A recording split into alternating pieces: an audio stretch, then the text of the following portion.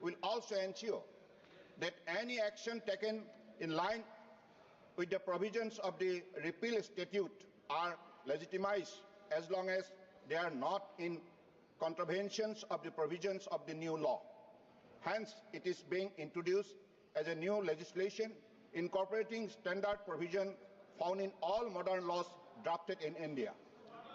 This would serve the important purpose of ensuring effective and smooth implementation of the new law, enable ease of understanding, and also facilitate ease of doing business in the contemporary global maritime sector. Since the essence and spirit of the new legislation being considered today remain unaltered, I would not like to elaborate further and would request the August House to consider and pass the Bill of Lading Bill 2024. Thank you, sir. Saeed ji, Mananiya Sadasya Shri Muhammad Hamidullah Saeed ji. Thank you, sir, for giving me an opportunity at the outset. I would like to thank my party, the Indian National Congress Party, and my leader of opposition, Shri Rahul Gandhi ji, for providing me an opportunity to express my views and articulate on the Carriage of Goods Bill 2024. I would also like to thank you, sir, for allowing me to speak on this bill. This bill has great ramifications and consequences on Lakshadweep, my constituency, because unlike any other state and union territory in the country, this bill directly affects Lakshadweep. Most of the goods of transportation are done from the mainland. It is imported from the mainland to Lakshadweep, and as far as Calicut, Bepur port and Mangalore port are the two major ports from where the goods are transported to Lakshadweep, whether it is public distribution system, essential commodities, essential items, construction items, materials, all of that. I would like to also mention here that in our territory there are no railways or roadways. We are totally relying on shipping. Shipping is the lifeline for us.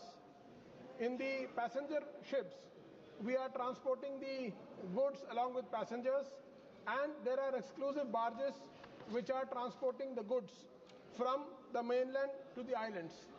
Sir, Lakshadweep is a scheduled tribe area under Schedule 5 of the Constitution of India. It has been granted the status of scheduled tribe because of the social and economic backwardness and geographical isolation from the mainland. Sir, my point is, when these passenger ships and exclusive barges have been earmarked for transporting, why all the ships are not plying at the moment? There are 5 ships which have been under the possession and ownership of Lakshadweep administration, and being a union territory, it is directly under the central government. तो मैं माननीय मंत्री जी से जानना चाहता हूं कि मंत्री जी थोड़ा सा आप देश के स्वाभिमान और देश की अस्मिता की बात कर रहे थे। कैलिकट पोर्ट में पिछले 4 साल से कार्गो मूवमेंट बंद करके रखा हुआ है। जब से कोविड हुआ है उसके बाद, कोविड के बाद से अब तक शुरू नहीं किया गया है। तो क्या मैं आपका ध्यान चेयरमैन सर आपके माध्यम से मंत्री जी का आकर्षण करना चाहता हूं, क्योंकि इन्होंने स्वाभिमान और अस्मिता की बात की, तो थोड़ा सा हमारा भी स्वाभिमान और अस्मिता अगर बढ़ा देंगे तो बड़ी कृपा होगी मंत्री जी की। और उसके अलावा सर मैं आपको ये कहना चाहता हूं कि 5 शिप में से अभी सिर्फ 1 शिप चल रहा है, 4 शिप ड्राई डॉक में डाला हुआ है, मेंटेनेंस कर रहे हैं, सर्वे कर रहे हैं, सालों साल पड़ा हुआ है, लोगों को आने जाने में दिक्कत हो रही है। हमारा basic mode of transportation goods का और पैसेंजर का शिप है। तो मैं माननीय मंत्री जी से आपके माध्यम से रिक्वेस्ट करता हूं, दरखास्त करता हूं कि कोचिन शिपयार्ड लिमिटेड, जो कि इनके मिनिस्ट्री के अंडर आता है, पहले सारे शिप को शिपिंग कॉर्पोरेशन ऑफ इंडिया को दिया, वो चला नहीं पाए, उन्होंने हाथ खड़े कर दिए, वापस दे दिया। कोचिन शिपयार्ड लिमिटेड के साथ पहले हमारा एक एग्रीमेंट था जिसके तहत सारे शिप्स को टाइमली मेंटेनेंस करना, ड्राई डॉकिंग करना, सर्वे करना, ये सब इस बिल से जुड़ा हुआ है सर, क्योंकि हमारे पैसेंजर शिप में गुड्स को भी ट्रांसपोर्ट किया जाता है। तो इसीलिए मैं आपसे मेरी रिक्वेस्ट है कि ऑनरेबल मिनिस्टर जो है अपने पब्लिक सेक्टर अंडरटेकिंग्स जैसे कि कोचिन शिपयार्ड लिमिटेड हो गया, शिपिंग कॉर्पोरेशन ऑफ इंडिया हो गया, इसमें आप अपना ध्यान लगा के थोड़ा सा आपने एज अ मिनिस्टर आप उनको डायरेक्शन दीजिए, CSL के चेयरमैन को, लक्षद्वीप एडमिनिस्ट्रेशन को, पोर्ट डिपार्टमेंट को, कि ये कोऑर्डिनेट करके लोगों को ईज ऑफ बिजनेस और ईज ऑफ ट्रांसपोर्ट करिए, क्योंकि आपने कहा कि आपका एजेंडा है, आपका ऑब्जेक्टिव है ease of business and ease of this thing. तो ये ईज ऑफ बिजनेस और ईज ऑफ कमर्शियल एक्टिविटी के लिए और ट्रेडिंग के लिए बहुत जरूरी है कि you have a very convenient mode of transportation. Unless you do that, it is very difficult to have ease of business, or you can't have commercial or trading activities. Sir, the objective of this bill is to regulate the carriage of goods from any port in India to any other port in India, or any port in India to any port overseas. India से किसी और, India से दूसरे एक port से दूसरे port जाने के लिए, इंडिया के एक पोर्ट से विदेश में किसी पोर्ट में जाने के लिए, उसको रेगुलेट करने के लिए इस कैरेज ऑफ बिल को लाया गया है। ये बताया गया था कि 1854 के कानून को, जो कि ब्रिटिश के ज़माने में बनाया गया था, उसके बाद 1925 में भी एक कानून बनाया है, जिसके बाद विस्पी रूल्स बनाया था। नॉर्वेजियन जो शिप बिल्डिंग इंडस्ट्री में और कार्गोस और इसके मूवमेंट में जो state of the art work है जिनका, तो उन्होंने इसको किया था। उसमें इंटरनेशनल कन्वेंशंस हैं, जैसे कि contracts, trading contracts, carrier perspectives के माध्यम से, transporters perspective, all of this is regulated, and we follow the international convention, the Hague Convention of 1922, which was amended again in 1978, which was called the Visby Rules and the Hague Rules. It's also called the Hague Rules. So my humble suggestion to the minister and to the honorable minister and to the government through you, sir, is that kindly ensure that to do ease of business, to have commercial and trading activity, you kindly ensure that there is passenger movement and cargo movement and running of the ships important. आप ship को बांध के रखेंगे बिना चलाए, वो भी सरकार के ऊपर, it is like a expense and a expenditure on the government. आप उसको चलाएंगे तो जो क्रू को सैलरी मिल रहा है, जो चलेगा तो और अच्छा है, because you will be able to generate some revenue out of it. You are just tied up these ships, it is not running, so it is making it is basically a white elephant for the government. Therefore, sir, I would request you, through you, that this ease of doing business and commercial and trading activity can only be boosted, and commercial activity can only be motivated by making more of transportational facility to the islanders. And मैं आपसे request करता हूं कि Mangalore port में there was a proposal to have a bigger port. So that port is also coming directly under the minister. This is incidental to this bill, sir. Unless you have a good port, you will not be able to transport goods, and the carriage of goods will be difficult. Bepur port band pada hua hai. I request you to kindly take it up with the Lakshadweep administration and request a proposal from their side to ensure that जो सदियों से चला रहा था उसको बंद कर रखा है, उसको वापस से चालू करें, उसको वापस से शुरू करें, ताकि लोगों को इससे आसानी हो, लोगों की परेशानी दूर हो। इन्हीं शब्दों के साथ सर मैं अपनी बात खत्म करता हूं, और आपने मुझे मौका दिया बोलने का, उसके लिए धन्यवाद। धन्यवाद जी। माननीय सदस्य श्री विभू प्रसाद तराई जी। Thank you, Honorable Speaker, sir, giving me the opportunity to speak in the August House relating to this Leading Bill 2024, which was introduced in the Lok Sabha in August 9, 2024, seeks to replace the Indian Bill of Lading Act 1856. The bill provides a legal framework for issuance of Bill of Lading. To simplify, quote, this is a bill which refers to document issued by a freight carrier to a shipper. The bill contains details such as type, quality, condition, and destination of goods being carried. The Act states that a bill of lading is conclusive evidence of goods on board. It grants of all rights of suit and liabilities regarding the goods by the receiver as per the bill of lading, or any third party to whom the receiver may transfer ownership of goods. The bill retains all provisions under the Act. The bill adds that the central government may issue directions for carrying out the provisions of the bill. Further, this is a legal document issued by a carrier to a shipper detailing the specific of goods being shipped, essentially acting as a proof of shipment and the receipts for the cargo, and is a crucial for international trade in India, where a significant percentage of cargo is shipped overseas. Using this document, however, precise data on the exact percentage of cargo shipments in India solely relying on bills of lading is not readily available.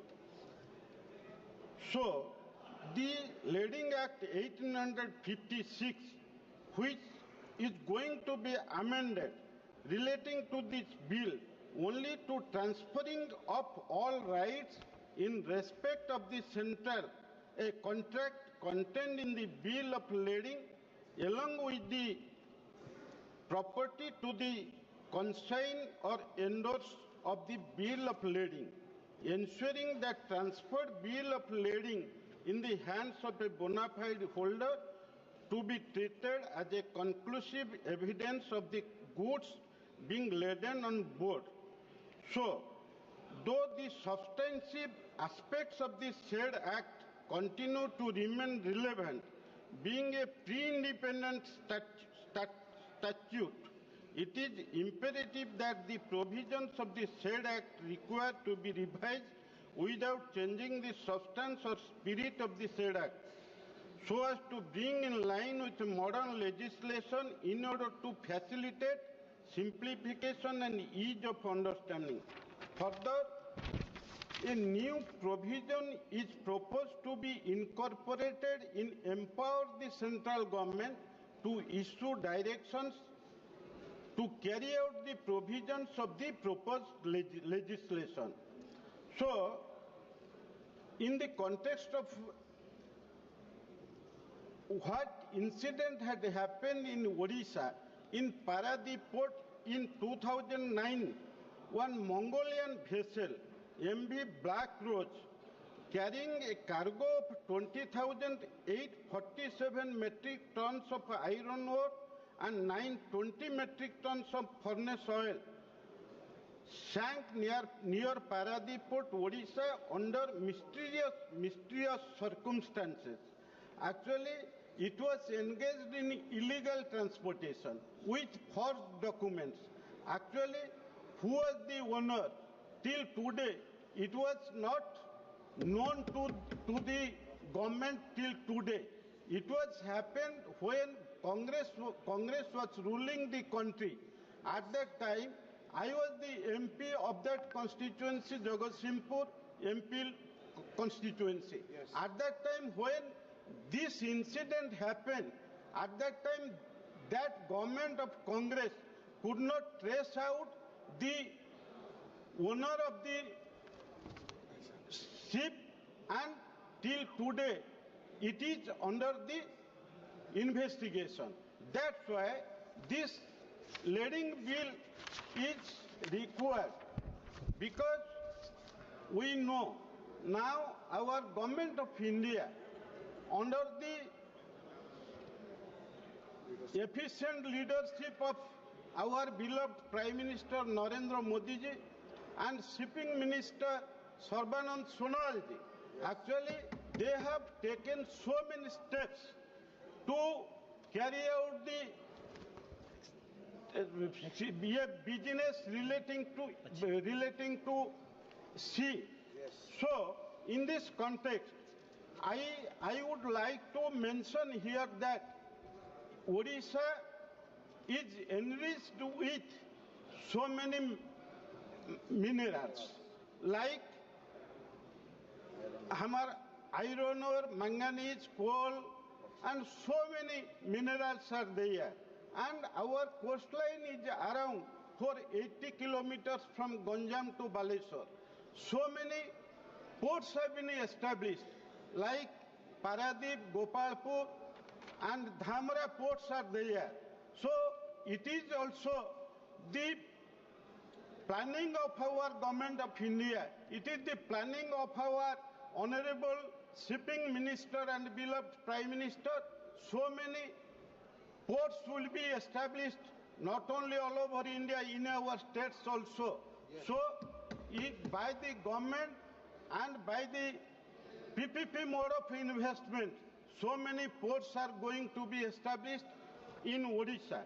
In this context, I would like to say that this is just to reiterate this House that India has a fleet strength of 1,526 vessels with 13.75 million gross tonnage in 2023. During last 1 year, 6 vessels has been added to the fleet. Available data points to the fact that approximately 95% of India's total cargo is transported by sea, meaning that vast majority of cargo shipments in India are done via maritime transport.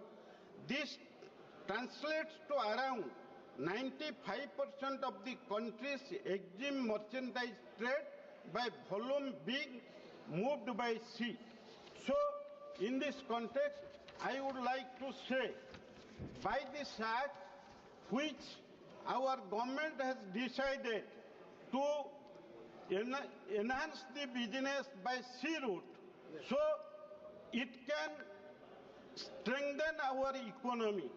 That now, what relating to the strengthening our economy in 2027, our beloved Prime Minister has, there is a target that around more than 5 trillion core economy will be there. Now we have already reached in 4.4 lakh, 4.4 million dollar is there.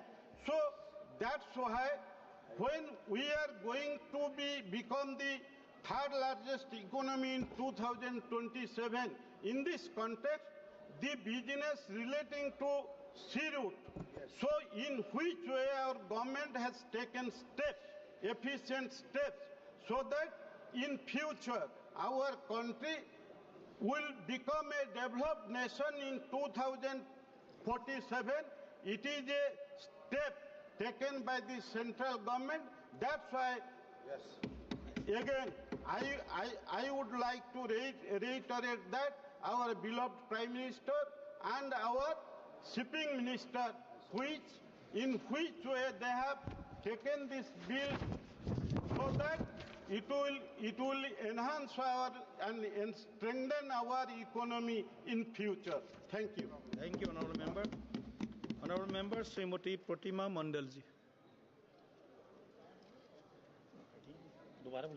Pratima Mandalji, Pratima ji. अभी बनाओ तो हाँ ले लिया अब तेरा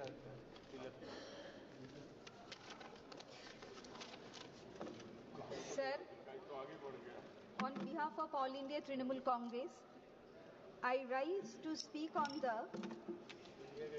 the Bills of Lading Bill 2024. Sir, the Ministry of Ports, Shipping and Waterways contains several problematic provisions that could seriously harm the interest of shippers, traders and stakeholders. Instead of improving maritime trade, the bill increases government control, reduces transparency and creates scope for commercial fraud, all in the name of legislative modernization. One of the most alarming provision of the bill is found in Section 5, which gives the central government ultimate power to issue any direction it feels necessary to implement the Act. This means the entire authority over maritime shipping will now be controlled by the central government, leaving no space for state governments, traders or industry stakeholders to influence policy making in coastal regions. This provision clearly reflects an attempt at centralizing power in the hands of the central government. It also allows the Ministry of Ports, Shipping and Waterways to intervene in any shipping transaction without any valid justification, violating the principle of cooperative federalism and reducing the autonomy of shipping business and traders. Another extremely dangerous provision is found in Section 4(1), which legalizes commercial fraud. According to this provision, even if the goods have not actually been shipped, a fake bill of lading can still be considered valid proof of shipment. Such a provision would also open doors for smuggling, black market trading, and international money laundering. Small traders, especially exporters, would be highly vulnerable as they could easily be defrauded without any legal remedy. This provision also significantly damages India's trade credibility, as international companies may refuse to conduct business with India due to the increased risks of fraudulent transactions. Sir, the government has repealed the Indian Bills of Lading Act 1856 without introducing any significant improvement to maritime trade except for centralizing power under the Ministry of Ports, Shipping and Waterways.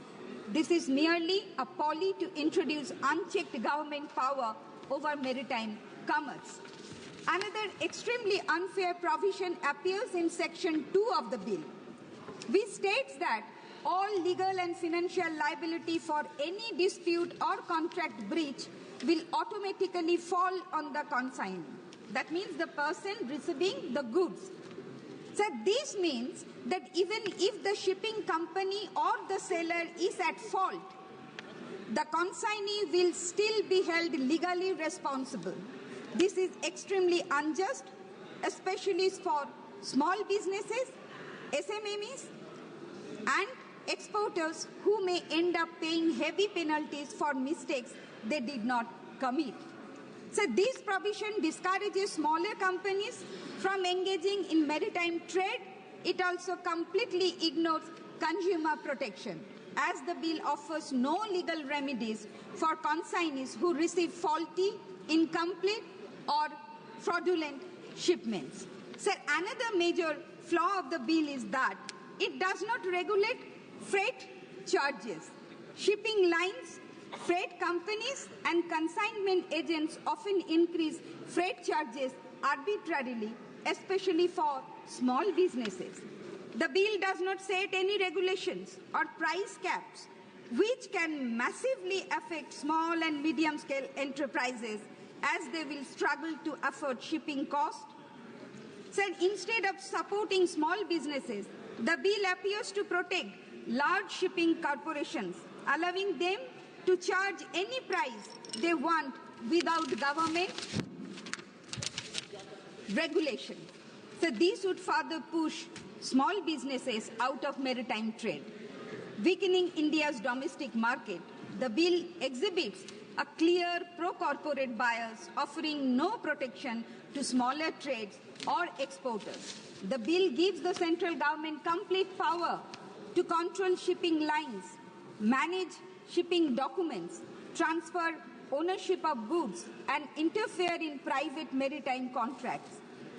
It could also use this power to manipulate trade for its own political or economic interest, or target specific businesses by obstructing their trade. This will significantly harm India's ease of doing business ranking, as business will have to operate under constant government interference. Additionally, this paves the way for political favoritism, where only a few selected companies may receive special treatment from the government, while others may face obstacles in their shipping operation. The bill provides no role for state governments in regulating maritime trade. despite the fact that they have a direct stake in port infrastructure, employment, and trade revenue. Excluding states and undermining local governance will severely impact local economies and port revenue generation. The vague and open-ended language of the bill also increases the risks of corruption in maritime trade. The bill creates three major loopholes. Number one, Section 4 allows fake bills of lading to be legally accepted even when no goods have been shipped, making commercial fraud easy. Number two, Section 5 gives the government unchecked power to interfere in shipping contracts without any valid reason. And number three, Section 2 shifts all legal and financial liability onto the consignee, even if the fault lies with the shipping company or seller. These loopholes will encourage massive corruption, large-scale smuggling, and fraudulent trade practices. It will destroy accountability in maritime trade and make it easier for legal activities like smuggling and money laundering to thrive.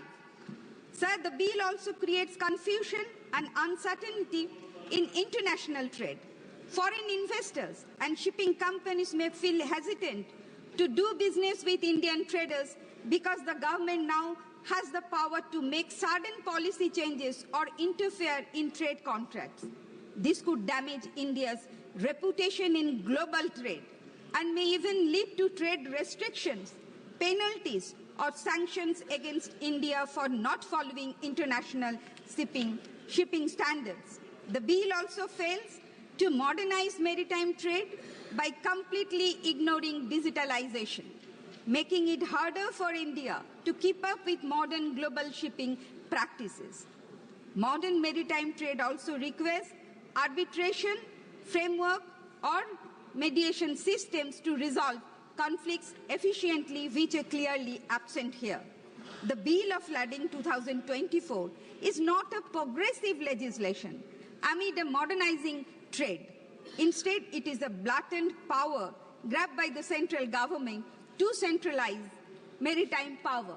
Sir, I would like to mention here that the Haldia dock complex is connected to national waterways. One, the port is connected with the riverine ports of Bangladesh and Indian state of Assam by National Waterway 97, Sundarban Islands Waterways, and Indo-Bangladesh Protocol Waterways. Sir, I would like to draw the attention of the Honorable Ports, Shipping and Waterways Minister. Sir, every day, more than 100 large cargo ships come from our neighboring country, Bangladesh, to India for trading purpose by using the waterways of Sundarban.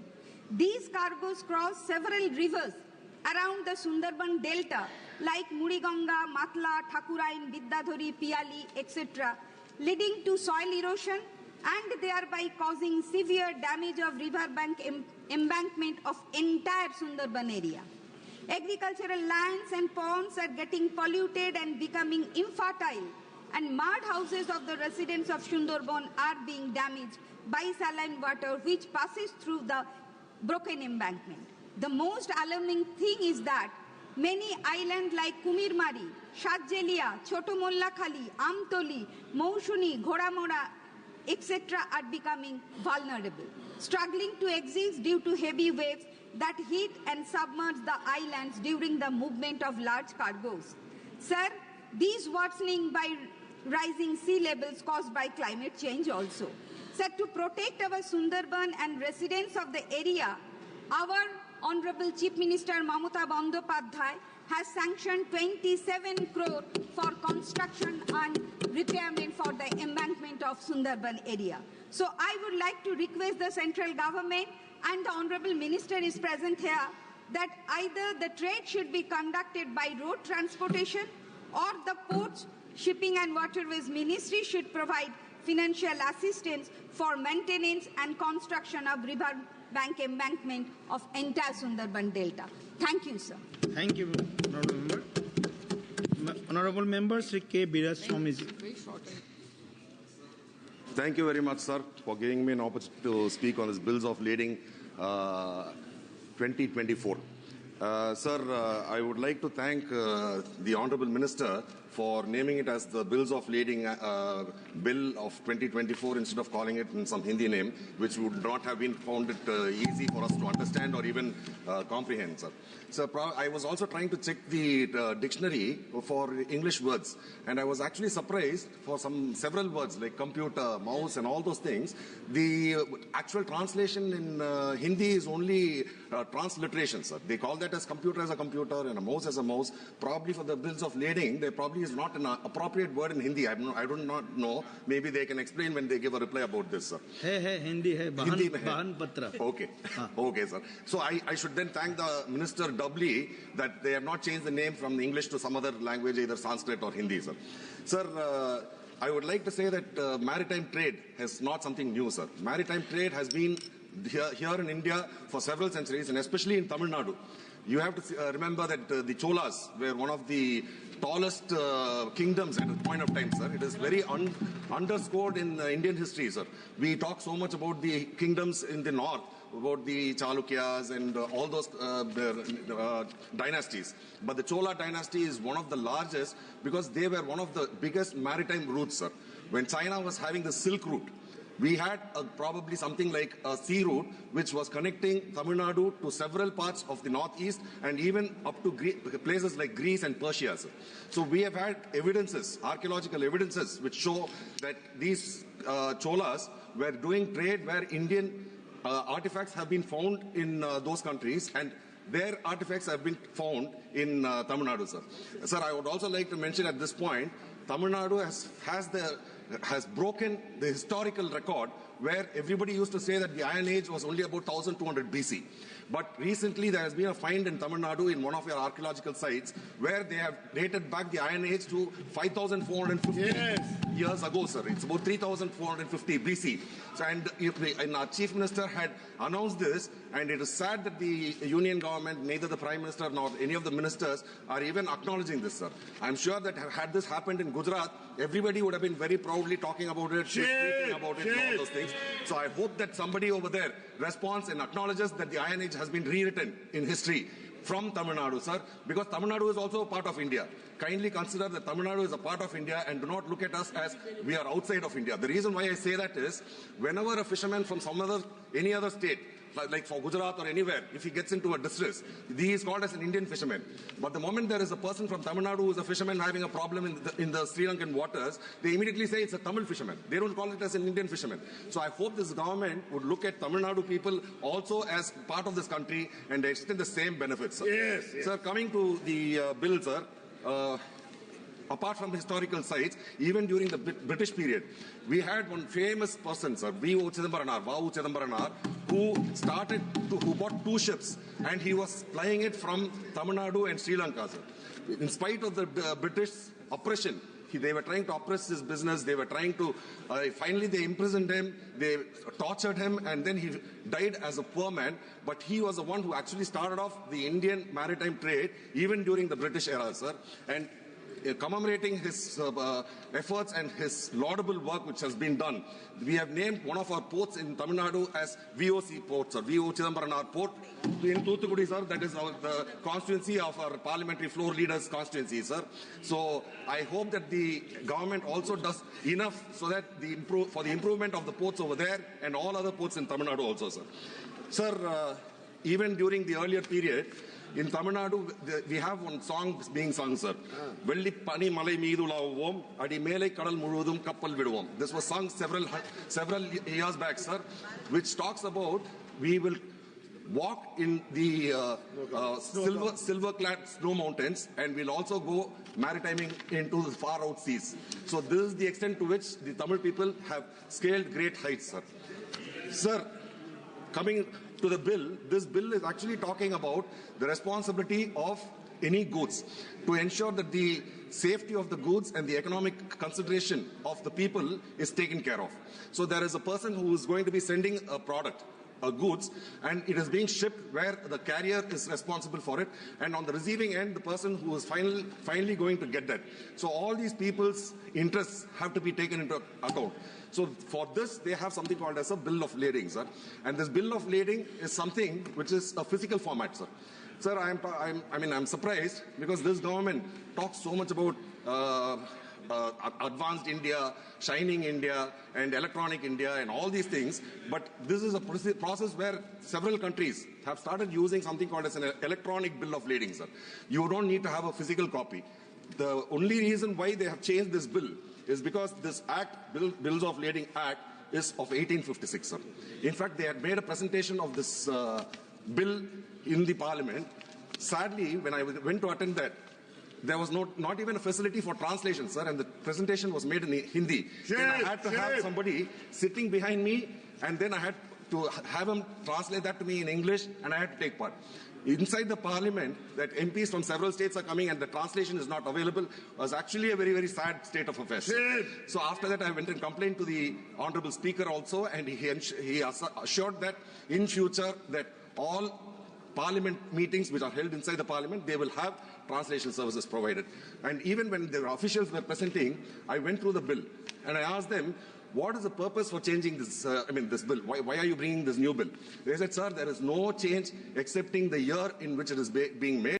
It was 1856 and now this is 2024. Other than that, there is absolutely nothing which is of any significance or importance, and there are no new provisions. एक panel member आदरणीय मंत्री जी ने अपना introductory speech में इस bill का क्या किस कारण से why this bill has been taken into consideration.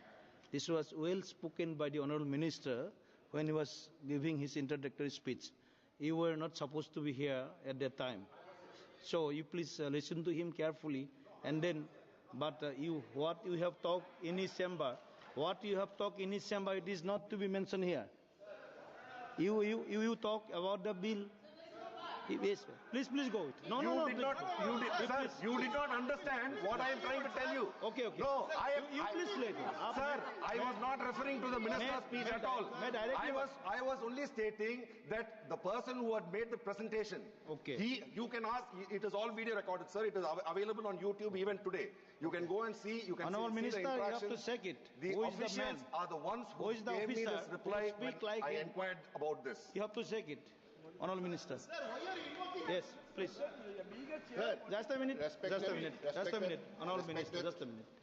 Respected sir, actually in this regard, whatever presentation was made, it was all being done by our senior officials, and all the queries, whatever Honorable Member of Parliament raised, it was effectively addressed. And I believe that's the provision was created there and comfortably done. I don't see any controversial issue to be raised out of this kind of this thing. But if you respected member of parliament, please, respected member of parliament, please let us stick to the provisions of the statute. I think that would be better. Okay. Thank you. Honorable member, please. Just a minute, please. I am allowing him. Please, honorable member, just. Kone please. Sir.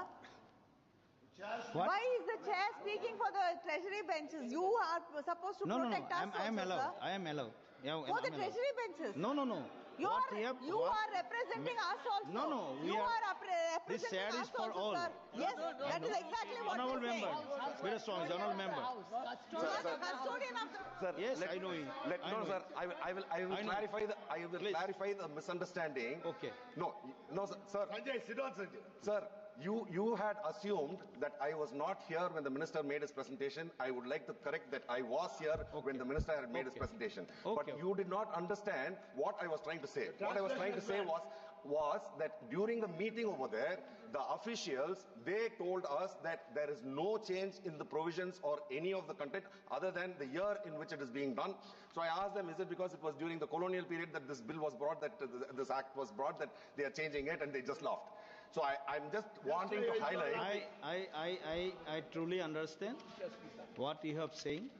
I truly understand. But if any member, when the meeting was going on, when any officers speaks like this, just clarify, Honorable Minister, I have given the scope to clarify his stand. There's no clarification. No other intention is there. Please, Biraj Swamiji, please. Biraj Swamiji, please. Sir, Biraj Swamiji, please. I'm actually grateful that you are asking for a clarification immediately then and there, but I hope that on more sensitive issues, the chair will always behave in such a way where the same fairness is extended to all the members in the opposition benches, sir. So because we have found that several times, though we keep screaming, even if we come to the middle of the well and we keep screaming, that none of these are being addressed, sir. Most of the time we are being ignored, and usually it is the protocol of the House. When the House is not in order, the House will not run, sir. But here we find that several times, like even if there are 50 MPs inside the well and shouting, the House is running comfortably where the person in the chair is not at all bothered about this. In fact, this morning also. Please come to the point. No, sir, you brought me here, sir. I was actually going in a different path. हर दिन well में आते हैं sir, हर दिन well में आते हैं और हर दिन शोर शराब करते हैं, रक्कस करते हैं। ऐसे इनका हिसाब से जाता है तो पार्लियामेंट चल ही नहीं सकते। हमको तो गवर्नमेंट बिजनेस भी है और जो कुछ भी वो लोग बोलते हैं वो भी हमको सुनना है। हम सुनने के लिए आते हैं। Thank you, Mantra. We are only following your precedents, sir. What we are following what you did when you were in opposition. The same democracy you want, and we are trying to follow the same thing, sir. We are not doing anything undemocratic, sir. We are not doing anything undemocratic. So you started it, sir. You started it. No. It should be clear for all members. Sir, you have to understand, Tamil people are people where we are of the belief and faith that wherever we go, every one of them is a relative. They are all related to us. So this is the saying with which Yadam Ure Yavarum Kele. So this is what we believe in, sir. But most of the people in the treasury side, they do not see Tamil people as their relatives, sir. They are looking at them as, see, you can look at them as foes, political foes, but you're looking at us as enemies. So we have a spirit where Sendridveer Ettikkum, sir, I am talking on the bill, please keep quiet. Sendridveer Ettikkum, This enemy should be examined. Sir, can I? The enemy is not unparliamentary. No. The enemy is not unparliamentary. He can speak. How can that be? You please. He will speak. He is capable enough to speak. You please sit down. He is capable enough. Please. As I was saying, sir, we are. Enemy is not unparliamentary, sir. Please wait here now. Sir, I have already explained, I will say that again, sir. Sendridveer Ettikkum Kalaiselvangal Konarninga Serpit, which actually translates to go in all 8 directions and get whatever wealth you can. When we say wealth, we are not only talking about economic wealth, sir. We are talking also about knowledge. So we are willing to learn from others, sir, from everyone. We are willing to learn, and we also hope that you people will learn certain things from us, sir. So we would like to say that we have a lot of things which are precious to us. One of them is language, one of them is culture, one of them is the way we eat, the way we dress, everything we respect, sir. We hope that the treasury benches will give the same kind of a respect for each and every person. I'm not saying for my person, sir. I am talking for all the states in India. I think they should be given a free and fair way of carrying on with their culture, their food practices, and their education system. Everything should be given to them, sir. In fact, if you want to go talking about that, I can keep going on and on. Sir, I will come back to the bill, sir. I will come back to the bill. Yes. Sir, national waterways, sir. Sir, national waterways can be a huge thing for the development of this country, sir. The National Waterways project was envisaged about more than 10 years back, sir. Despite so many years, this present government and the budget outlay for that is roughly around 6 lakh crores or more, sir. Sir, despite that, I think there are several, in National Waterway 1 to National Waterway 6. And Tamil Nadu will benefit if National Waterway 4 is being implemented, sir. This is a national waterway which will run from Eluru in Andhra Pradesh to Pondicherry, traversing across Tamil Nadu, especially Chennai, sir, in my constituency. So I would request that the government look into it, because statistics has shown the transportation of goods, the costs. It is 4 times more expensive to transport by road, 2 times more expensive to transport by train, and 0.5 times more expensive to transport by ship. So shipping is one of the cheapest, simplest, most reliable way, and if the National Waterways project is implemented, Tamil Nadu will benefit in a huge way, sir, and not only Tamil Nadu, all the states, whichever states are being connected through all the National Waterway projects. Earlier speaker, Madam Pramod also had told about this, so I would like to re-emphasize to this government to see what can be done to implement the National Waterways project, sir. And once again, I thank the Minister for retaining the name of the bill in English. But I oppose this bill because only the years changed, sir. Thank you very much. Good. Thank you, Honourable Member. माननीय सदस्य से आलोक कुमार सुमन जी. धन्यवाद सभापति महोदय, आपने मुझे इस bill पर बोलने का मौका दिया, मैं आपका आभार व्यक्त करता हूं। महोदय, मैं the bill of lading bill जो एक the Indian bills of lading act 1856 को रिपील करने के लिए लाया गया है, यह विधेयक आज़ादी से पहले का है, लेकिन परिस्थितियाँ काफ़ी बदल चुकी हैं, इसलिए यह आवश्यक हो गया था कि 1856 के एक्ट को वर्तमान के समय के अनुसार से इसमें बदलाव लाई जाए। विधेयक में 1856 के एक्ट में सब्सटेंस या स्पिरिट ऑफ एक्ट में बहुत ज़्यादा बदलाव नहीं किया गया है, लेकिन कुछ नए प्रोविजंस को लाया जा रहा है ताकि जहाज पर माल ढुलाई आदि से संबंधित प्रोविजन सरल हो सके। महोदय, जैसा कि हम सभी जानते हैं, विश्व में व्यापार सिमलेस की तरफ बढ़ रही है। द बिल्स ऑफ लेडिंग एक रिसीट का पार्ट है, कॉन्ट्रैक्ट का पार्ट है, साथ ही साथ ऑनरशिप का पार्ट भी है। इस विधेयक में एक की एलिमेंट भी है।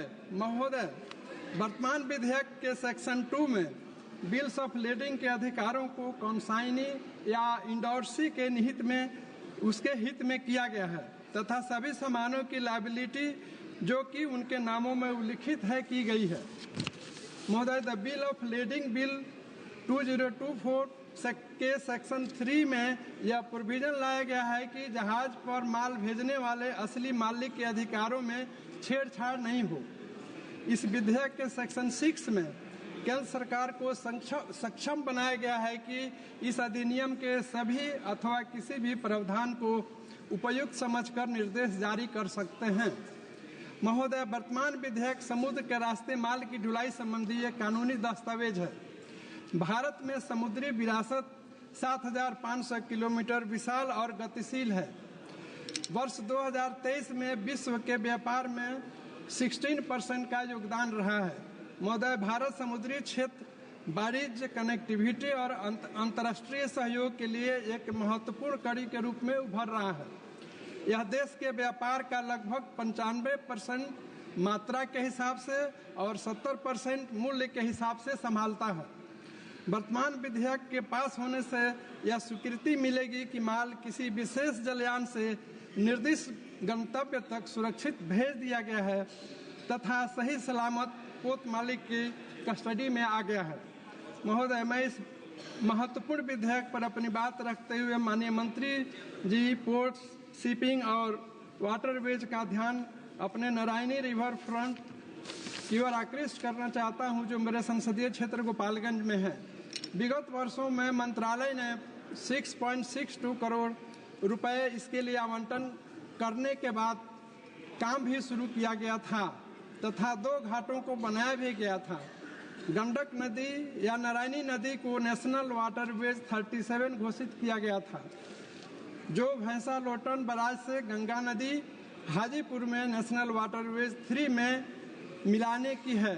सरकार के स्टडी रिपोर्ट में भी यह जल मार्ग विकास के लिए उपयुक्त पाया गया है तथा शिपिंग और नेविगेशन इसके माध्यम से किया जा सकता है।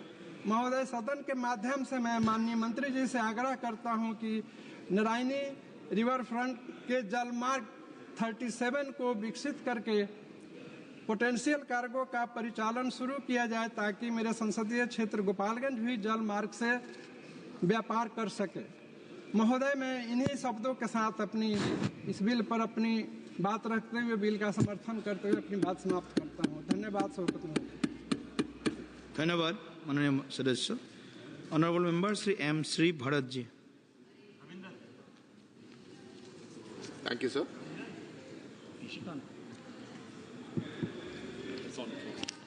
Thank you, sir. I rise to speak in favor of the Bill of Lading Bill 2024.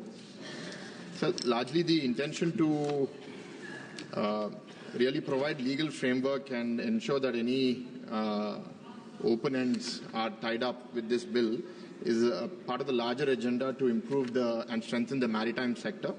And we support this. In the recent past also we've seen incidents of illegal goods being shipped in, but then the question mark arises on who takes ownership of it, who has the liability for it.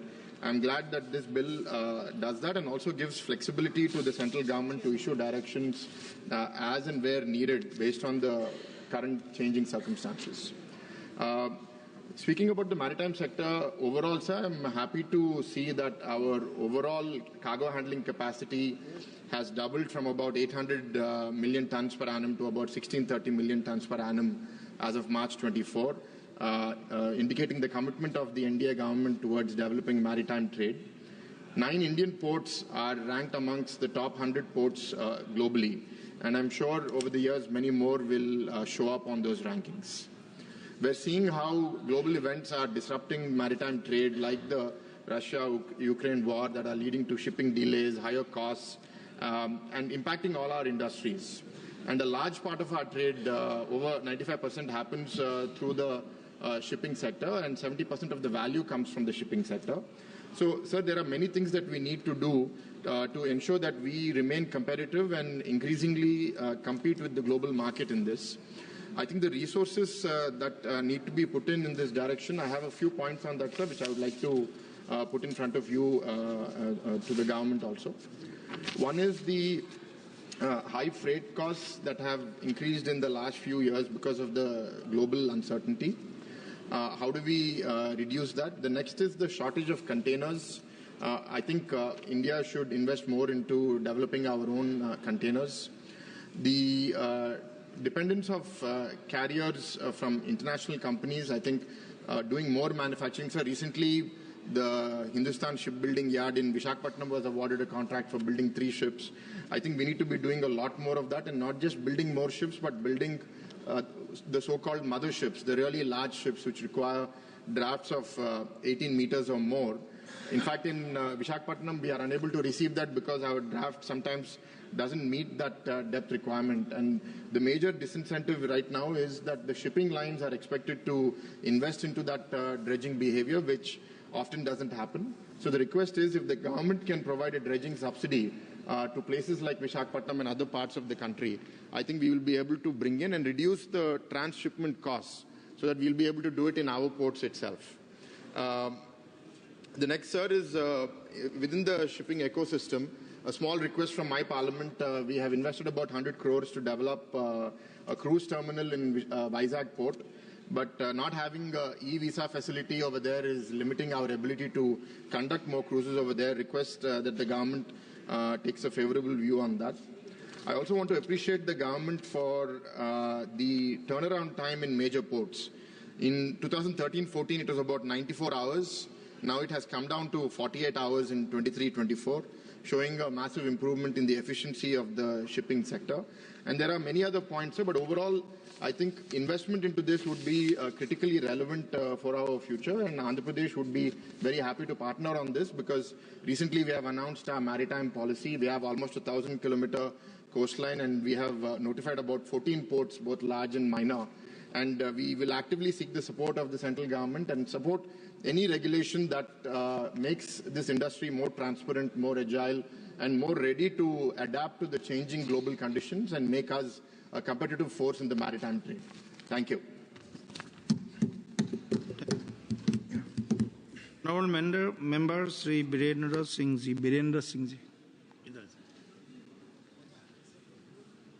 धन्यवाद अध्यक्ष महोदय। आज मैं Samajwadi party की तरफ से वाहन पत्र विधेयक 2024 पर बोलने के लिए खड़ा हुआ हूं।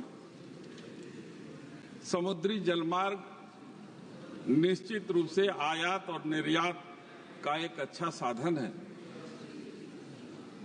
और केंद्र सरकार का एकाधिकार होने के कारण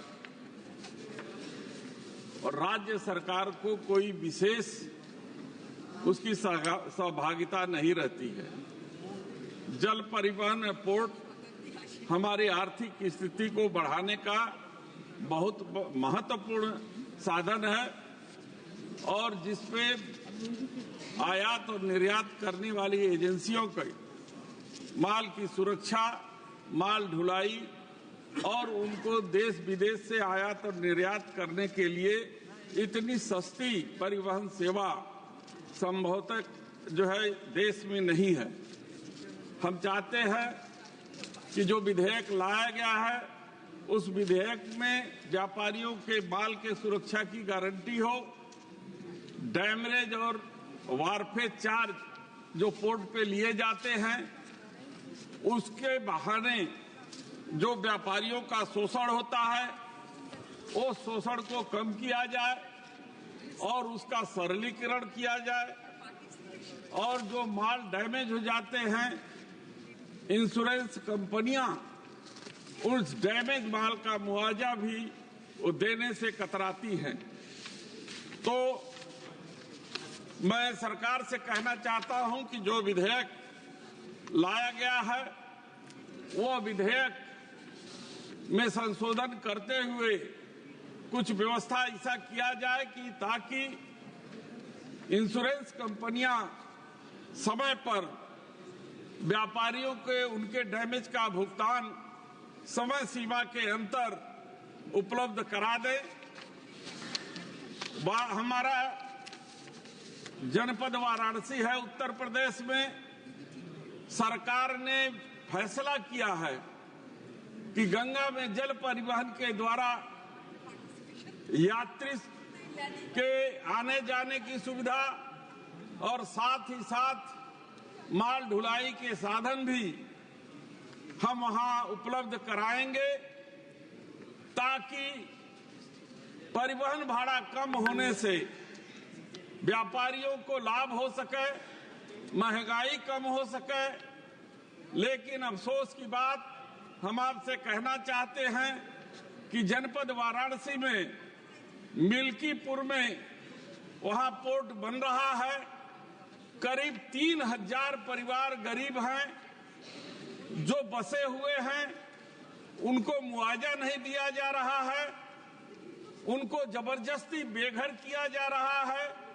वहीं बगल में एक भगवान बुद्ध के नाम से संस्थान है, 50 एकड़ की भूमि को जबरदस्ती कब्जा करने का प्रयास सरकार के द्वारा किया जा रहा है और वाराणसी से लेकर के हल्दिया तक, चाहे वो गाजीपुर हो, चाहे वो बलिया हो, पटना हो, जहां तक वो सेवाएं जाती हैं वहां पर बन रहे पोर्ट पर जो किसानों की जमीन आसपास की है, जहां सड़क जो बन रही है उनको ठीक तरीके से मुआवजा जो है नहीं दिया जा रहा है। वाराणसी में जो परिवहन की सफलता का प्रतिशत है वो 0.01% भी नहीं है। एक बार यात्री सेवा को लेकर के यात्री परिवहन जल मार्ग से भेजने का प्रयास सरकार ने किया और दूसरे यात्री परिवहन की बात यह हुई कि गंतव्य स्थान से तो समय से चली, बहुत ही माला फूल और बाजे गाजे के साथ उस यात्री पोत को रवाना किया गया, लेकिन हर जगह जाते जाते गंगा नदी में इतना बालू का गाद है कि वो फंस जाती थी।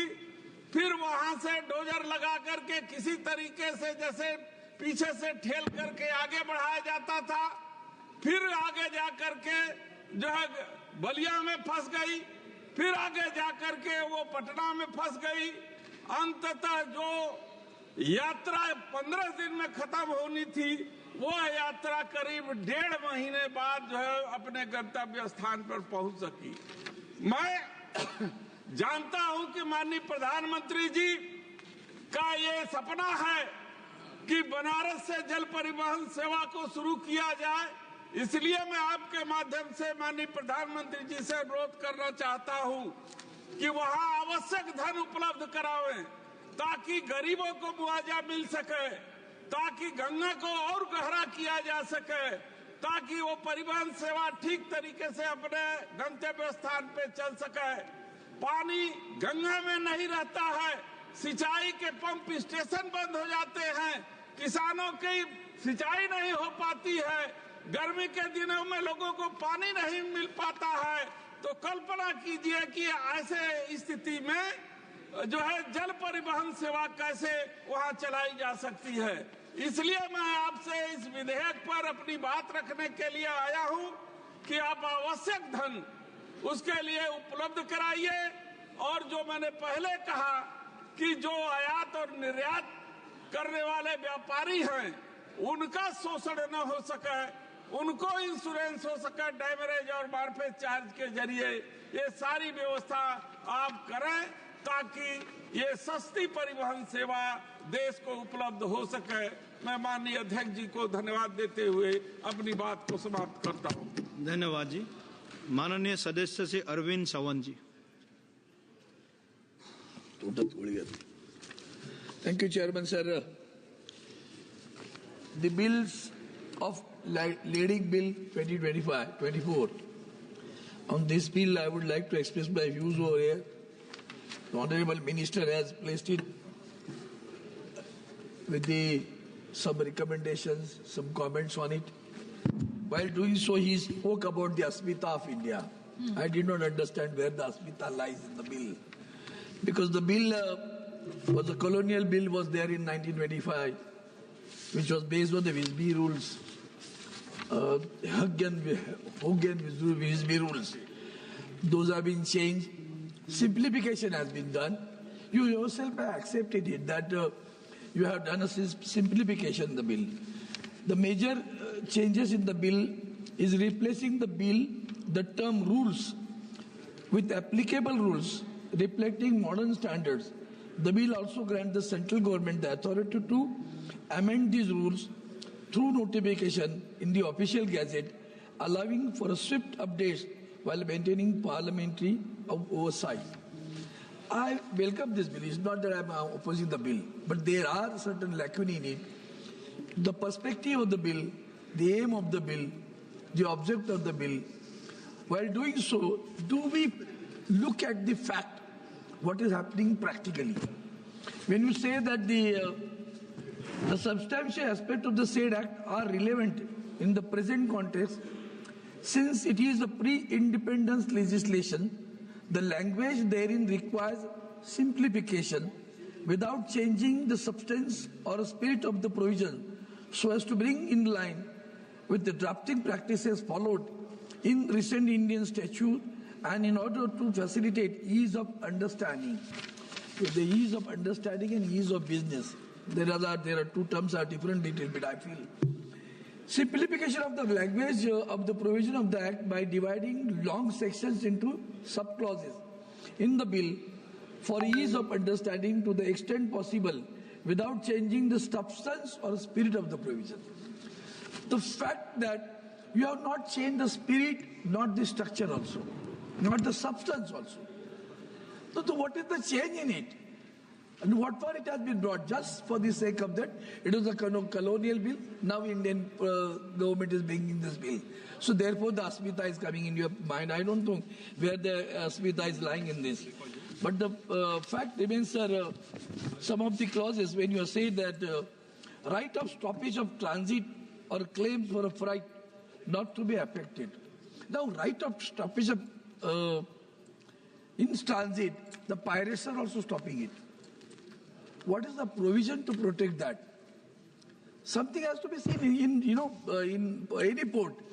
The jurisdiction of the sea miles is given to the state government. Certain level, certain areas, certain kilometers the state government will control.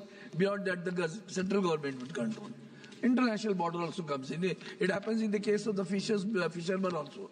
But now the case is that stoppage, when you want to do the stoppage, any right of stoppage in transit or any right to claim freight against the original shipper or owner, any liability of the consignee or endorsee by reason or in consequences of his being such a consignee or endorsee or of his receipt of the goods by reason or the in consequences of such consignment or endorsement. This is not a simpler language. When you said you want to simplify, it is not simplifying it. It is creating more confusion. So let us be very simple on this thing. And the most dangerous part of it is, as far as I am concerned, I feel that the central government may give such direction as may deem necessary for carrying out all or any of the provisions of this act. Now there lies the issue. There it is challenging to the federal structure of the country. It's my opinion, because we have a maritime board in the state. Now what will happen to the maritime boards in the state? You want to do something good. The loading is done at one port, the unloading will be done at the other port. In between, the transit is there. In transit, I have said about the pirates also. Now once it arrives over here, what exactly we are going to, the consignee will be, or endorsee will be responsible for suit and everything. That is correct. That's the correct provision. But the fact remains, sir, when you want to do this, you have to have a good ports and you have to have a maritime board which is functional at the state level. Now, that maritime board should take care of what exactly the central government wants, or you want it through this bill, whether that maritime board is going to carry that responsibility or not.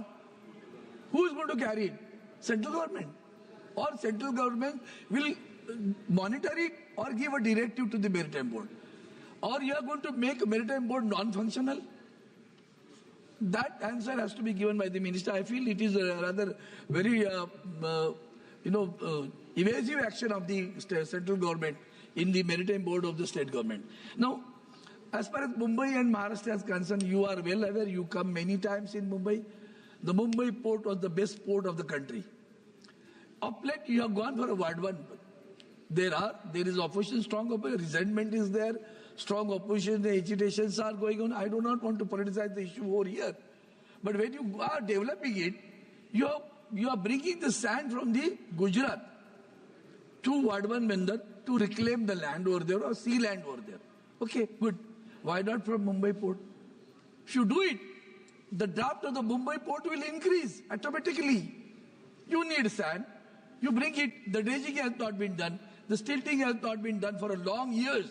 When I am demanding it for last 10 years in this parliament, you people are not doing it. Why not do? Why you are not doing this, sir? And where from this business will go? Where it will go? Not Mumbai port. Wardwan will come. It will take some time. Okay? For whom you are doing it? $1 million question. Everyone knows who are holding the ports now. And therefore,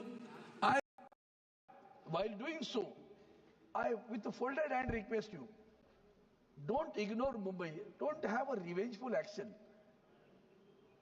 Mumbai is not only ours. Mumbai is the country's port. Mumbai is the capital, financial capital of the country. The business goes in Mumbai. Don't ignore Mumbai port. The dredging could have been done easily by when you want to reclaim the land at Wardwan. Dredging, the sand should have been taken from Mumbai port and should have been brought over here. It is not being done, and I feel with the bill, the intentions are good, the simplification is good. It's not a question of Asmita, it's a question of business itself. To make a good ease of business, these provisions are there, I can understand that. But I expect you, at least Sonowalji, during your tenure, as you are taking some right steps, some policy, in additional policy I'll tell you. Now the encroachment is, you have given some, Mr. Shankar is the secretary, I think, over there with your department. He has given some optimistic answer to me now, because the encroachments which are there on the port had to be removed and they should be rehabilitated. There also we have to go for a policy. If you are going to do the ease of business, that also is hampering. So that also has to be thought, that you have moved a bit in this direction. I, with full delight, say thanks to that. But we'll have to come to a final achievement by rehabilitating those people who are residing over there. That should also be done. The Mumbai port should be taken up. You must give a priority for the redevelopment of the Mumbai port. Sir, thank you so much, sir. Thank you so much. धन्यवाद जी, धन्यवाद. माननीय सदस्य श्री रविंद्र वाइकर जी.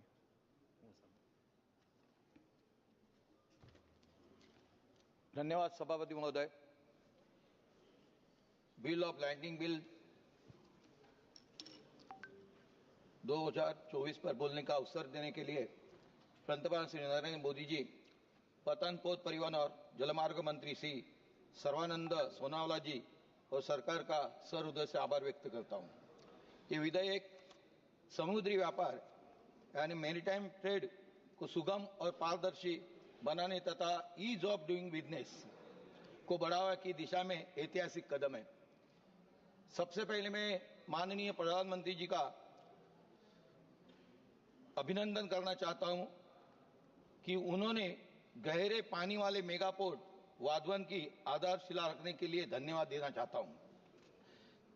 76,000 करोड़ रुपए की लागत से बनने वाला यह पोर्ट दुनिया में शीर्ष 10 बंदरगाहों में शामिल होगा।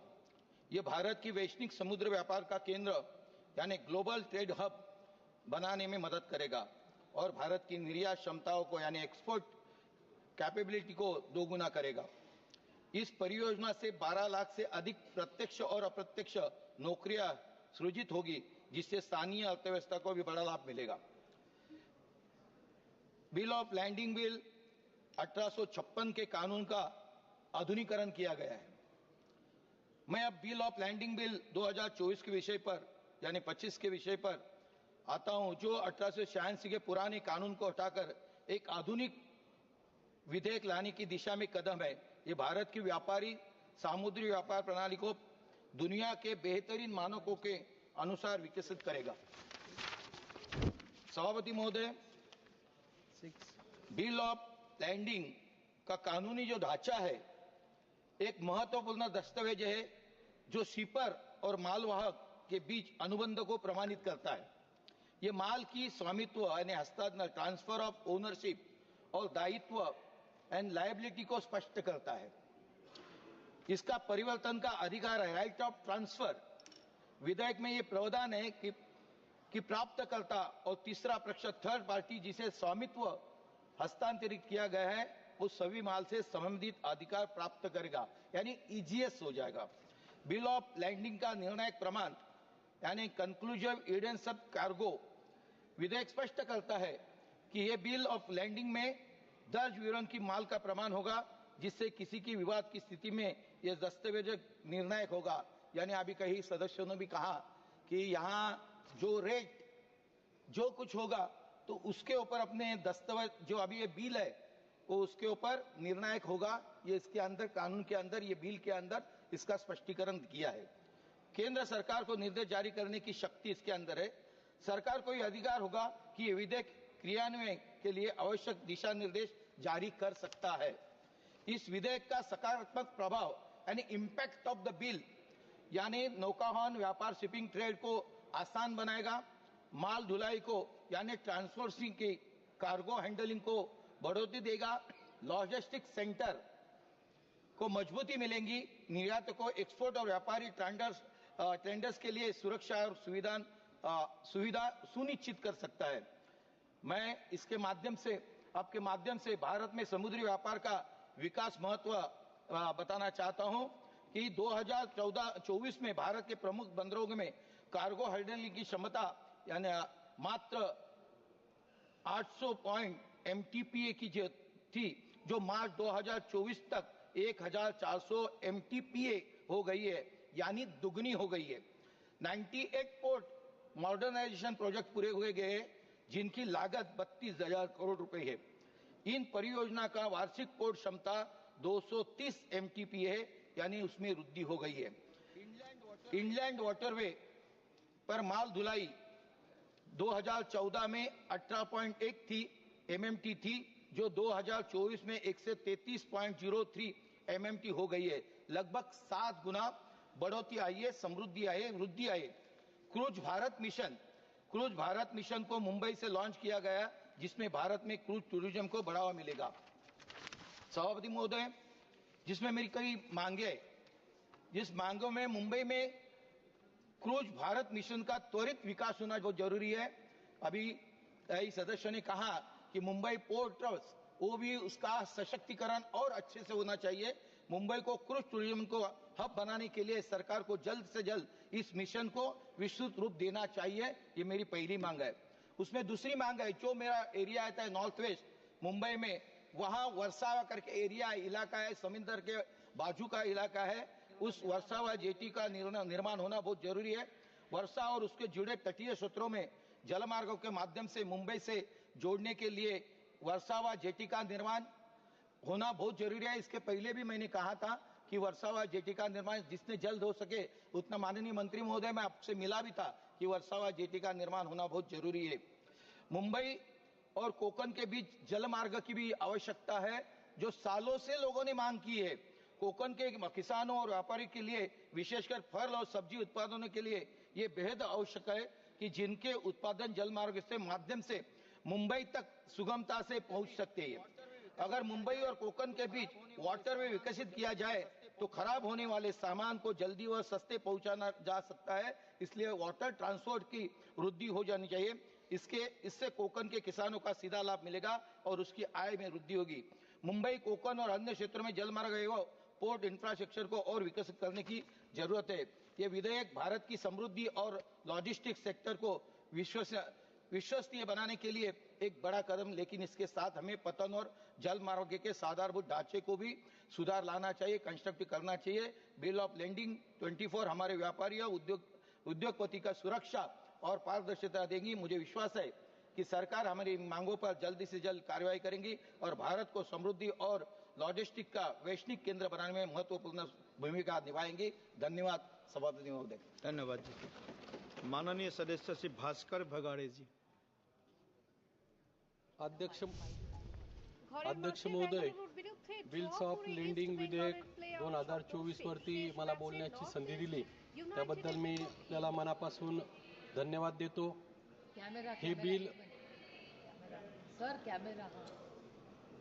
बिल्स ऑफ लेंडिंग विधेयक 2024 हे भारतीय बिल ऑफ लेंडिंग अधिनियम 1856 মোহাম্মদ শামির আইসিসি ট্রফি জয়ের দিনে দুবাইয়ের মাঠে হাজির তার পরিবার। উচ্ছ্বাসের মুহূর্তে বিরাট কোহলি স্বামীর মাকে পায়ে হাত দিয়ে প্রণাম করেন, আশীর্বাদ নেন। স্বামীর ভাই ও বোনের সঙ্গেও আলাপ করেন কোহলি। मोठी समुद्र किनारपट्टी आहे। या किनारपट्टीवरती চ্যাম্পিয়ন্স ট্রফি জয়ের পর মাঠে উইকেট গেঁথে সেলিব্রেশন রোহিত শর্মা। তার নেতৃত্ব নিয়ে প্রশ্ন উঠলেও টি20 বিশ্বকাপ ও চ্যাম্পিয়ন্স ট্রফি জেতার কথা বিরাট কোহলি ট্রফি না পেলে রোহিত ইতিমধ্যে দুটি আইসিসি শিরোপা জিতে নিয়েছেন। बंदर असेल किंवा ভারতীয় ক্রিকেট দলকে চোখস করা হলেও পরপর দুটি বড় শিরোপা জিতে সেই তকমা ছুঁয়ে পেলেন রোহিত কোহলি। একাধিক ফাইনালে হারের পর টি20 বিশ্বকাপ ও চ্যাম্পিয়ন্স ট্রফি জেতার মাধ্যমে 22 গজের শীর্ষে পৌঁছেছে ভারত। परंतु त्याच्या पाठीमागे অপরাজিত থেকে চ্যাম্পিয়ন্স ট্রফি জেতায় ভারতীয় দলকে অভিনন্দন জানালেন প্রধানমন্ত্রী রাষ্ট্রপতি ও মুখ্যমন্ত্রী মমতা। প্রধানমন্ত্রী এক্স লেখেন, অসাধারণ খেলা, অসাধারণ ফল, গোটা দেশ অভিভূত। মমতা বলেন, টান টান ফাইনালে কত মানুষের কথা দেখিয়ে জিতেছে আমাদের ছেলেরা। प्रमाणावरती होणार आहे। চ্যাম্পিয়ন্স ট্রফি জয়ের পর ভারত অধিনায়ক রোহিত শর্মা প্রশংসায় কংগ্রেস মুখপাত্র শামা মোহাম্মদ। টুর্নামেন্টের মাঝপথে তাকে মোটা খারাপ অধিনায়ক বলে সমালোচনা করলেন। এবার রোহিতকে স্যালিউট জানিয়ে প্রশংসা করলেন শামা। বিজেতায় গুঞ্জন উড়িয়ে একসঙ্গে আছেন অভিষেক বচ্চন এবং ঐশ্বর্য রায় বচ্চন। উন্নয়নের ধারণা বেশ বহু অনুষ্ঠান দিয়ে মূল কথা বলে দিয়েছেন তারা, যদিও এই নিয়ে প্রকাশ কিছু বলেনি দম্পতি। সম্প্রতি একটি সাক্ষাৎকারে অভিষেক জানান কন্যা আরাধ্যা তার জীবনে ও ক্যারিয়ারে বড় প্রভাব ফেলেছে। विधेयकामध्ये আবাউট নাইটসে করিনা কাপুরের হাসি মুখ নিয়ে বলিউডে চর্চা তুঙ্গে। আসমানি নীল কাঁধখোলা গাউনে সেদিন যেন ফিরে গিয়েছেন চহুল মেট যুগে। ক্যামেরায় ধরা পড়েছে তার উচ্ছ্বাস, অকারণে হাসি, লজ্জায় লাল গাল আর দ্বিগুণ জৌলুস। ग्रामीण भागामधील शेतकरी গোবিন্দাকে ঘিরে একের পর এক চাঞ্চল্যকর ঘটনা, পাইগুলি লাগা থেকে বিবাহ বিচ্ছেদের গুঞ্জন, সবই ছিল আলোচনা। এবার গোবিন্দার বিস্ফোরক দাবি বলিউড থেকে মুছে দিতে নাকি তাকে খুনের চেষ্টাও হয়েছিল। भारतातील अनेक भागामध्ये চাঞ্চল্য গোবিন্দা তাদের ঘোড়া পিঠে রশি টানছেন, পরনে কালো track pant, full sleeve T-shirt, মাথায় হেলমেট। ইনস্টাগ্রামে শেয়ার করে লেখেন, রবিবার সকালটা এভাবে কাটলো, নেটিজেনদের কৌতূহল দেব কোথায় চললেন। আসলে রঘু টাটার ছবির জন্যই এত প্রস্তুতি তার। हे बिल अडचणीचं ठरू জয়পুরে আয়োজিত আইফা অ্যাওয়ার্ডসের রজত জয়ন্তী সংস্করণে বলিউডের তারকাদের জমজমাট। সন্ধ্যার সবচেয়ে বেশি পুরস্কার জিতে রেকর্ড লাপাতা লেগেছে। একটি নয়, 10টি ট্রফি জিতে সকলের নজর কাড়ল কিরণ রাও পরিচালিত এই। किंवा सायबर हल्ला झाला तर व्यापारिक व्यवहारांची सुरक्षितता धोक्यामध्ये येऊ शकते। आंतरराष्ट्रीय शिपिंग नियमांशी हे विधेयक मेळ बसताना दिसत नाही आणि यामुळे व्यापार करताना अनेक अडचणी येऊ शकतात। त्यातून भारतीय शिपिंग कंपन्यांचं मोठं नुकसान होऊ शकतं। विधेयकातील नियमामध्ये व्यवहार पारदर्शक होईल असे भासवलं जात असलं तरी व्यवहार मोठ्या कॉर्पोरेट कंपन्यांसाठी अधिक फायदेशीर ठरतील असं मला वाटतं। छोट्या व मध्यम व्यापारासाठी हा कायदा प्रतिकूल ठरू शकतो, कारण अनेक प्रक्रिया केवळ डिजिटल असल्यामुळे ते केवळ मोठ्या कंपन्यांसाठी सोयीस्कर होतील।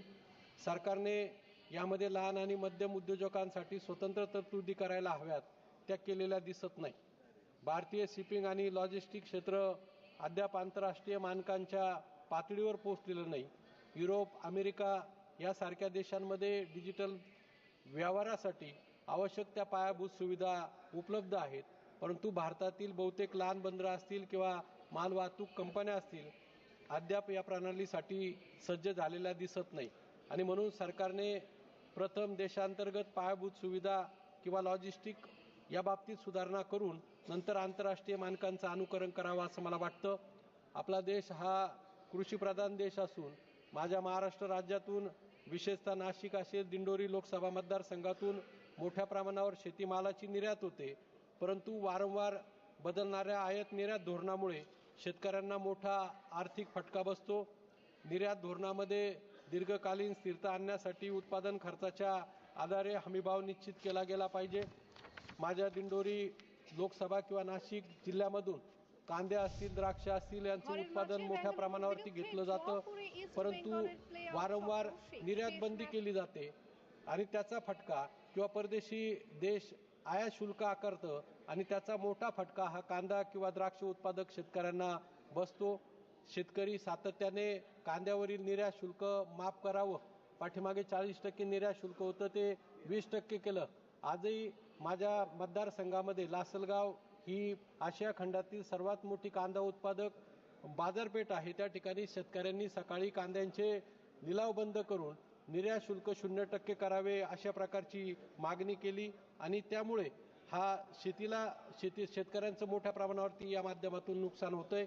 साखर आणि इथेनॉलच्या संदर्भामध्ये सुद्धा सरकारची अस्थिर धोरणं त्यामुळे हा उद्योग एक संकटात आलेला आहे. एकीकडे साखर निर्यात बंदी केली जाते, दुसरीकडे इथेनॉल निर्मितीला बंद केलं जातं आणि आयात करून परदेशातून साखर आयात केली जाते. ह्या गोष्टी शेतकऱ्यांच्या दृष्टीने अत्यंत घातक आहेत. त्याचबरोबर मी सरकारला या निमित्ताने विनंती करतो की शासनाकडे कृषी असेल, महसूल यंत्रणा आहे किंवा नवीन तंत्रज्ञानाचा वापर करून भविष्यामध्ये कोणत्या पिकाची लागण झाली, त्याचं उत्पादन किती होणार, देशाची गरज किती आहे, त्याचप्रमाणे उत्पादन किती जास्त झालंय किंवा किती कमी होणार, किती निर्यात करावं लागेल, किती आयात करावं लागेल याचा विचार करून आयात निर्यात धोरण ठरवावे अशा प्रकारची अपेक्षा मी या निमित्ताने आपल्याकडे व्यक्त करतो. आमच्या नाशिक जिल्ह्यामध्ये निफाड या ठिकाणी डायपोर्ट होतोय, परंतु तो प्रश्न बऱ्याच दिवसापासून प्रलंबित आहे. एका बाजूला वाढवण बंदर होत आहे, दुसऱ्या बाजूला माझ्या मतदारसंघामध्ये निफाड इथे डायपोर्ट होतोय, परंतु त्यासाठी ज्या आवश्यक प्रक्रिया पूर्ण करून तो डायपोर्ट एका बाजूला वाढवण बंदर होतोय आणि दुसऱ्या बाजूला हा डायपोर्ट जर झाला तर माझ्या नाशिक जिल्ह्यातील शेतकऱ्यांना मग कांदा असेल, द्राक्ष असेल, डाळिंब असेल किंवा विविध शेतीमाल निर्यात करण्यास मोठ्या प्रकारे मदत होणार आहे. निफाड डायपोर्ट हा रेल्वेद्वारे वाढवण बंदराला जोडला जावा आणि वाढवण बंदराला जोडणारे जी कनेक्टिव्हिटी रस्त्यांद्वारे ती वाढवली गेली. त्याचप्रमाणे त्या ठिकाणी वाढवण बंदराच्या बाबतीमध्ये त्या भागातील शेतकऱ्यांच्या किंवा मच्छीमार लोकांच्या किंवा स्थानिक लोकांच्या ज्या अडचणी आहेत त्यामध्ये लक्ष घालून मदत करावी अशा प्रकारची मागणी मी या ठिकाणी या निमित्ताने करतो. हे जे विधेयक आहे हे केवळ एक पोकळ सुधारणा आहे असं मला वाटतं. याने केवळ फक्त मोठ्या कंपन्यांना फायदा मिळणार असून लहान व्यापारी आणि शेतकरी मागे पडतील आणि म्हणून डिजिटल प्रणालीचा अवलंब चांगला असला तरी त्यासाठी आवश्यक सुरक्षा आणि सुविधा विकसित केल्याशिवाय त्याचा फारसा उपयोग होणार नाही. कृषी क्षेत्राच्या गरजा लक्षात घेऊन निर्यात धोरणामध्ये ठोस सुधारणा करण्यात आल्या नाही. सरकारने शेतकऱ्यांसाठी कृषी जिल्ह्यांसाठी स्पष्ट धोरण आखून निर्यातीला बळ देणारे उपाय करावेत. निर्यातीसाठी आवश्यक असणाऱ्या पायाभूत सुविधा, शीतगृहे, गोदामे यासाठी मोठ्या प्रमाणावरती निधी उपलब्ध करून द्यावा आणि सरकारने शेतकऱ्यांना स्थिर बाजारपेठ उपलब्ध करून देण्यासाठी ठोस योजना आणाव्यात. त्यामुळे ग्रामीण किंवा छोट्या शहरातील शेतकऱ्यांना, व्यापाऱ्यांना त्याचा फायदा होईल. फक्त मोठ्या उद्योगपतींसाठी या विधेयकाचा फायदा होणार नाही याचा सरकारने पुनर्विचार करावा अशी विनंती मी आपल्याला या वतीने करतो. धन्यवाद.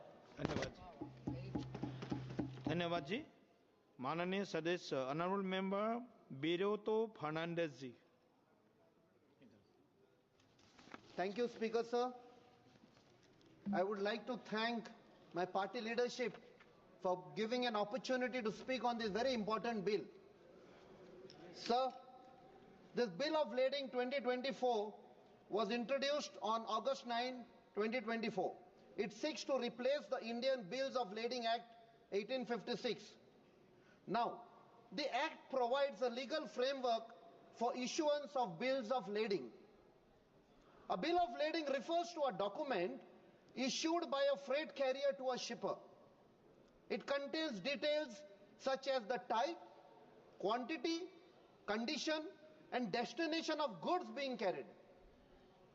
Now, the Act states that a bill of lading is conclusive evidence of goods on board. It grants following persons all rights of suit and liabilities regarding the goods. A, the receiver as per the bill of lading. Second, any third party to whom the receiver may transfer the ownership of goods. Sir, when we are discussing the bill of lading, it is but necessary that we get into a discussion of shipping and shipping related matters, because the entire issue is related to shipping. In this context, I suggest the government should facilitate to modernize the shipbuilding industry in India, as we have huge potential to compete the shipbuilding industry in the world with the global industry of shipping. Now, when we speak of shipping, the name that pops up is the Shipping Corporation of India. The Shipping Corporation of India has played a huge role in contributing towards India's economy, and both during peacetime and during hostilities. But provisions in this bill makes one wonder what the real intention is by bringing this bill. Has the government involved all the stakeholders in formulating the bill? Or is it to dilute the stake of Shipping Corporation of India? At first glance, it seems that the bill is to carry forward the legacy of this government to hand over every aspect of our economy to their most favored businessmen. It's not a mere allegation, but because we know who it is. Now,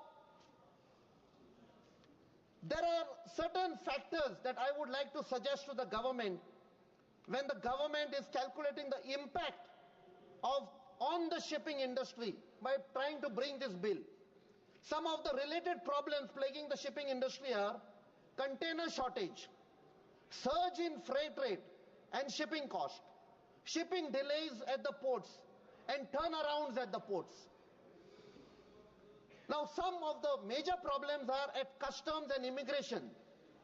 Complex documentation, inaccurate or incomplete paperwork, goods misclassification, valuation issues, delays due to strict regulations, potential for corruption, lack of transparency in the process, and difficulties with classifying restricted or prohibited items, often leading to significant delays in import and export shipments.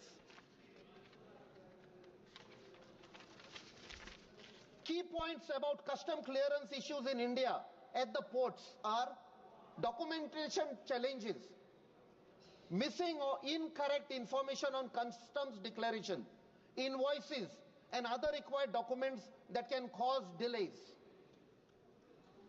Incorrect classifying goods can lead to incorrect duty calculations and clearance issues. Valuation disputes. Disputes over the assessed value of imported goods can lead to delays and additional charges.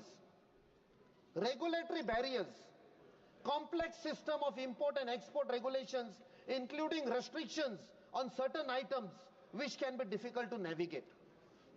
Bureaucratic hurdles.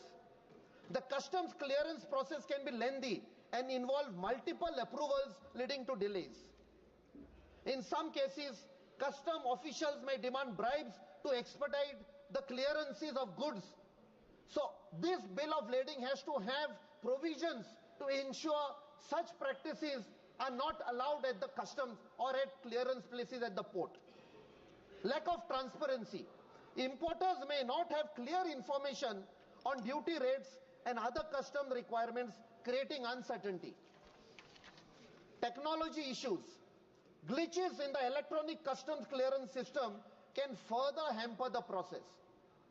Sir, recently, when we speak about shipping industry, the government has formed a 12-member panel to advise the government on the national shipbuilding mission. But sadly and surprisingly, why are the Indian shipbuilding designers not placed on the panel? Our shipbuilders have done tremendous progress and contributed in the shipbuilding industry in a big way. Some are involved in designs of corvettes, frigates, destroyers, passenger vessels, but none of them have been included in this particular panel. They are not only not included, but here we come to know that people who are nowhere connected with it are on the panel. I smell a rat because it looks like an entire exercise which may finally end up in breaking Shipping Corporation of India, and who will gain from that but the most favored businessman friend of the government. Sir, while presenting the budget, the Honorable Finance Minister announced a 25,000 crore Maritime Development Fund, a revamped shipping building financial assistance policy to address cost disadvantages faced by Indian yards, a credit note scheme for shipbreaking in Indian yards to promote circular economy and infrastructure status to large ships above a specified size were also announced. Today, India holds less than 1% of the global shipbuilding market, but aims to break into top 10 ranking by 2030 and top 5 by 2047. Why not? We have to. But with such backward-looking provisions, are we going to break into the top 10? Sir, coming to my state of Goa,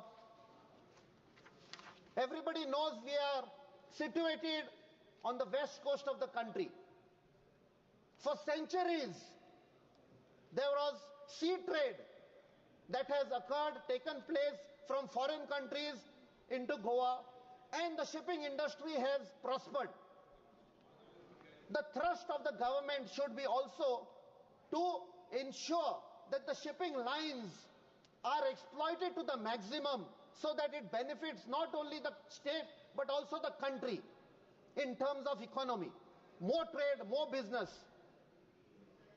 Goa, unfortunately, was ruled for 450 years by a colonial power, again which came through the sea route.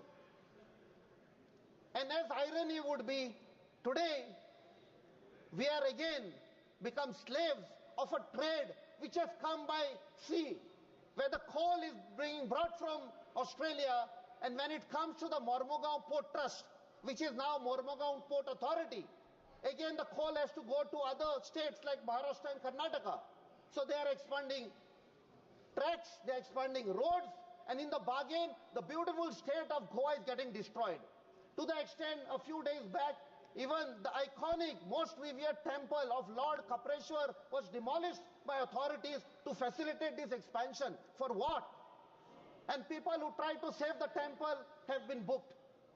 Even yesterday, sir, for facilitating this coal trade, when they were trying to expand the railway tracks, even the sarpanch, a lady sarpanch, has been booked by the authorities.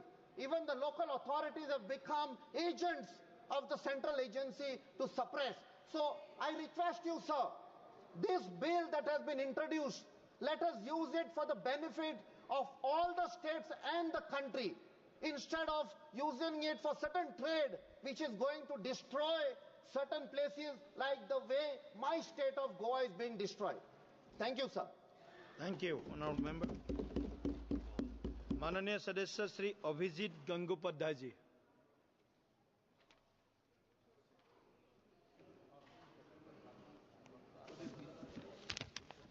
I thank my leader Narendra Modi ji, and also I thank Honorable Speaker while speaking in support of this bill. The bill, in the objects of the bill, what has been stated by the Minister, no, it is there.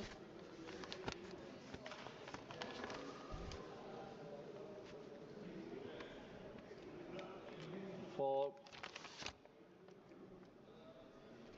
ease of business,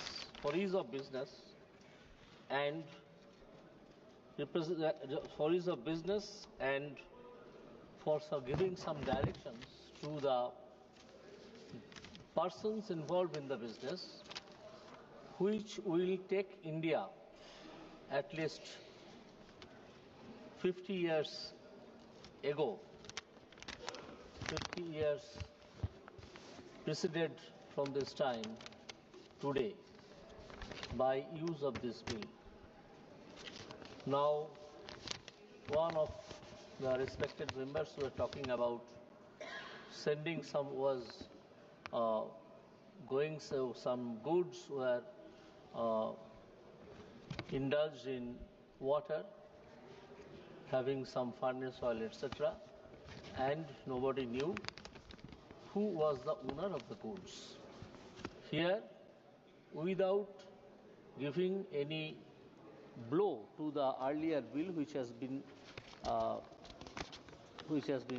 repealed by this act, without giving any blow, it has been stated clearly that the consignee would be accepted as the owner of the goods, where the property in the goods would transfer to the consignee.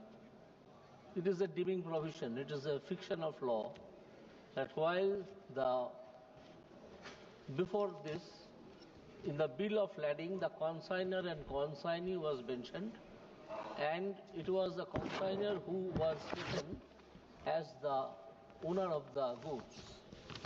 Here, by using one legal fiction, it has been done that the property in the goods means the ownership of the goods will be deemed to have been transferred to the shipper. That is the owner of the ship through which the good was being sent and also the consignee to whom it has been sent. The result, suppose 1,000-ton smuggled coal from West Bengal,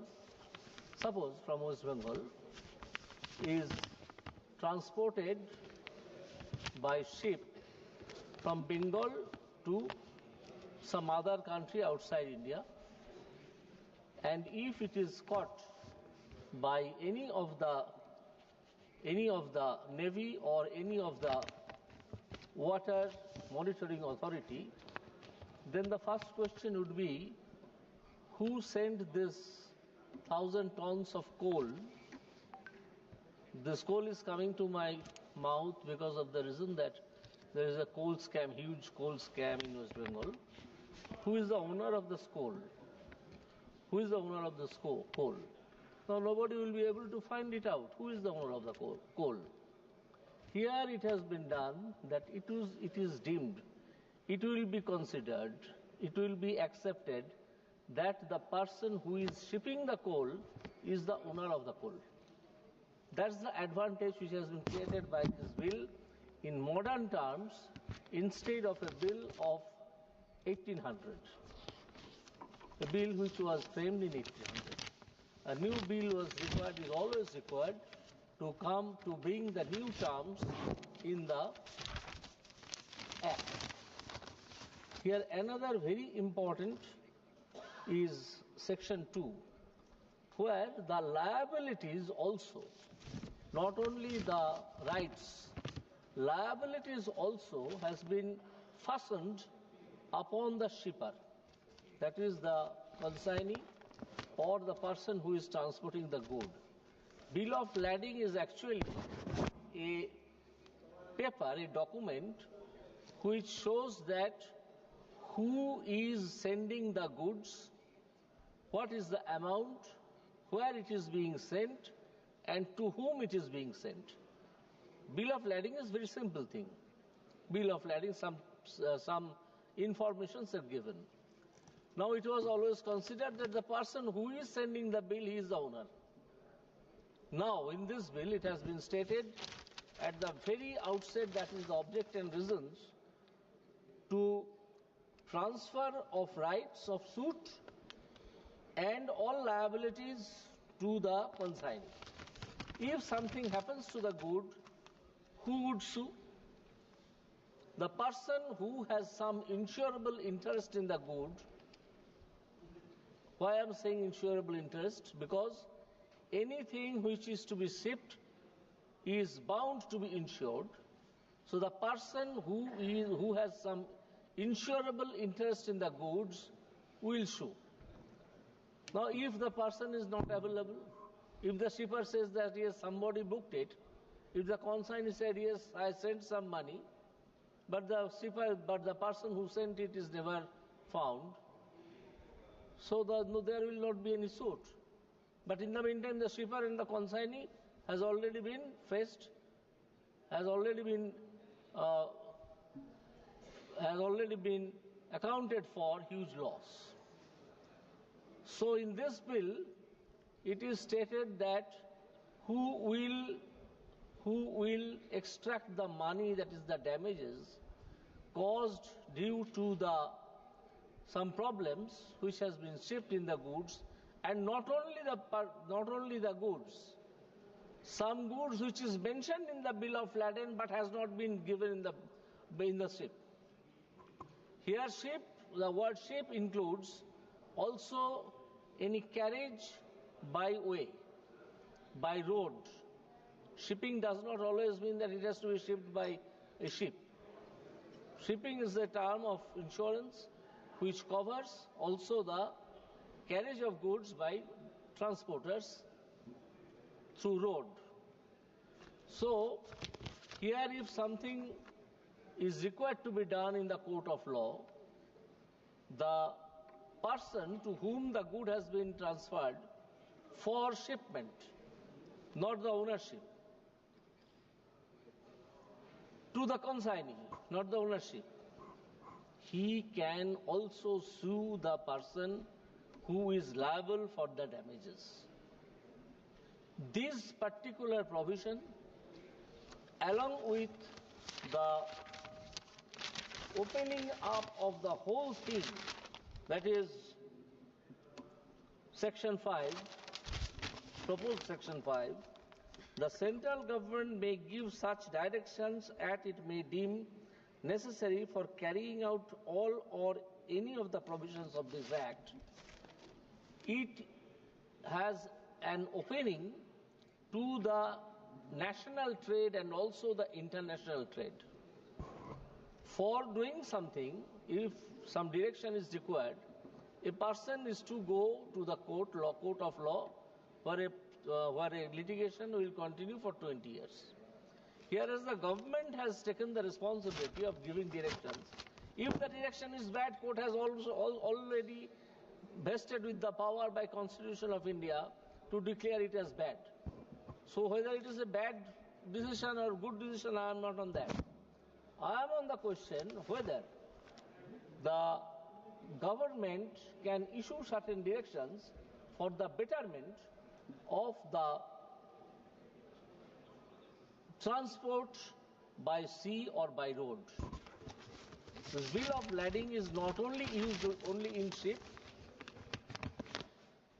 it is also used in transport and also in multimodal transport act. Under multimodal, we have one multimodal transport act which shows that some goods will start, say, from Calcutta to Paradip, from Paradip to some other country, from that country, from the port to some factory.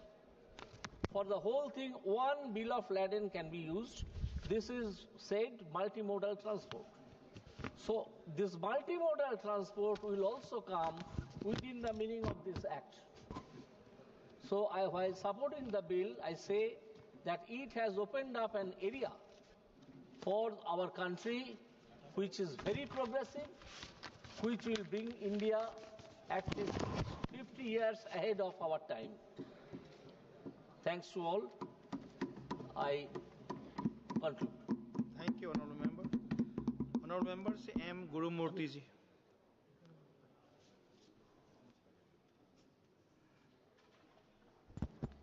Thank you, Chairman, sir, for giving me the opportunity to speak on the Bills of Lading Bill 2024.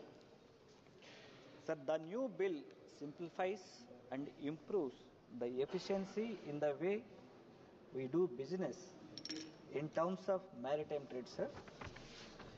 Honorable Chairman, sir, I will call out few strengths and positives of the bill.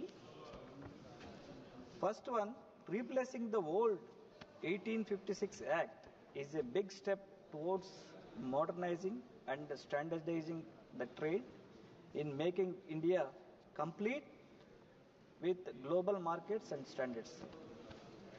And second point, sir, this bill brings clarity in the supply chain and in protecting the interest of shippers, freight carriers, and third-party buyers, reducing any potential disputes, sir.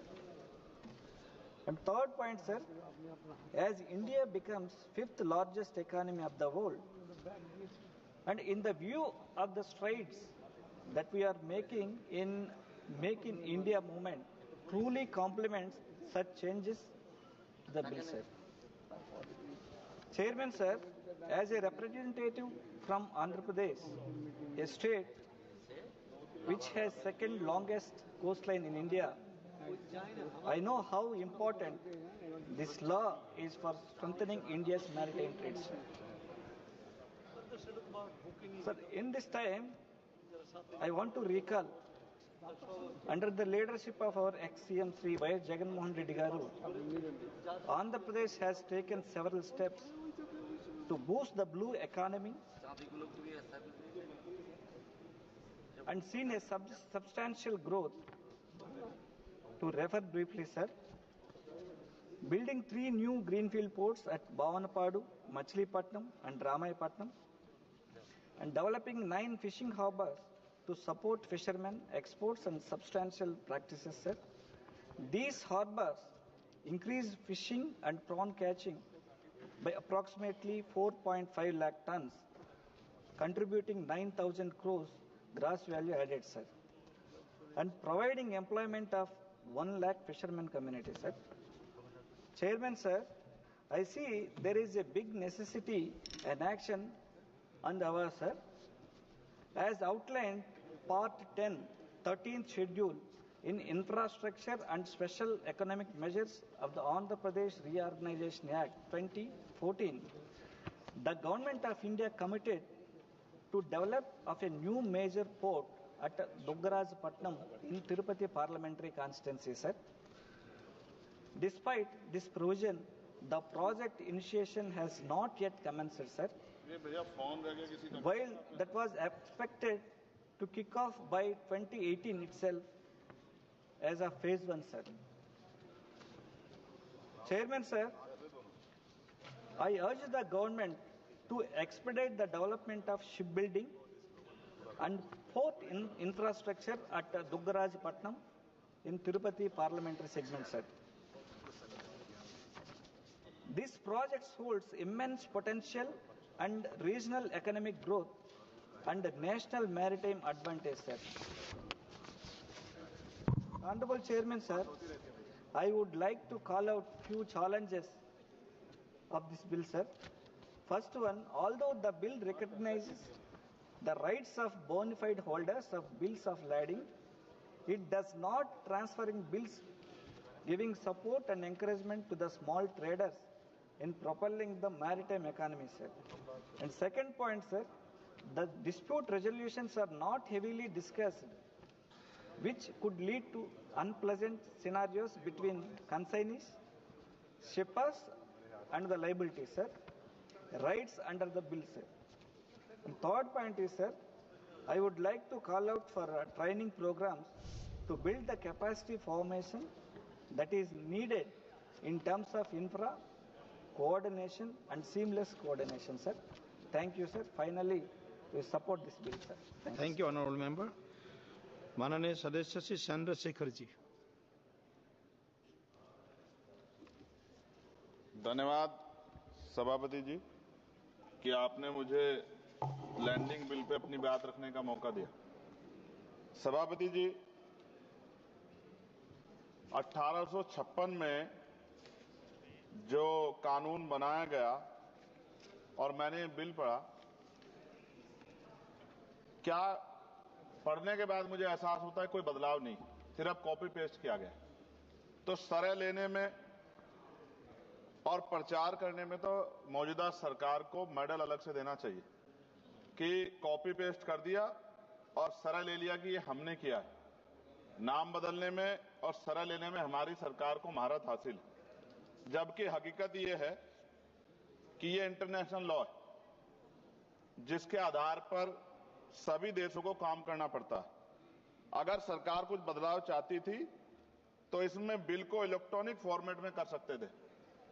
ये digital युग है, चर्चा होती है और सब जगह, आप तो फोन से लेकर सब जगह जो है डिजिटल बातें होती हैं, लेकिन फॉर्मेट आपने कागज में ही रखा है।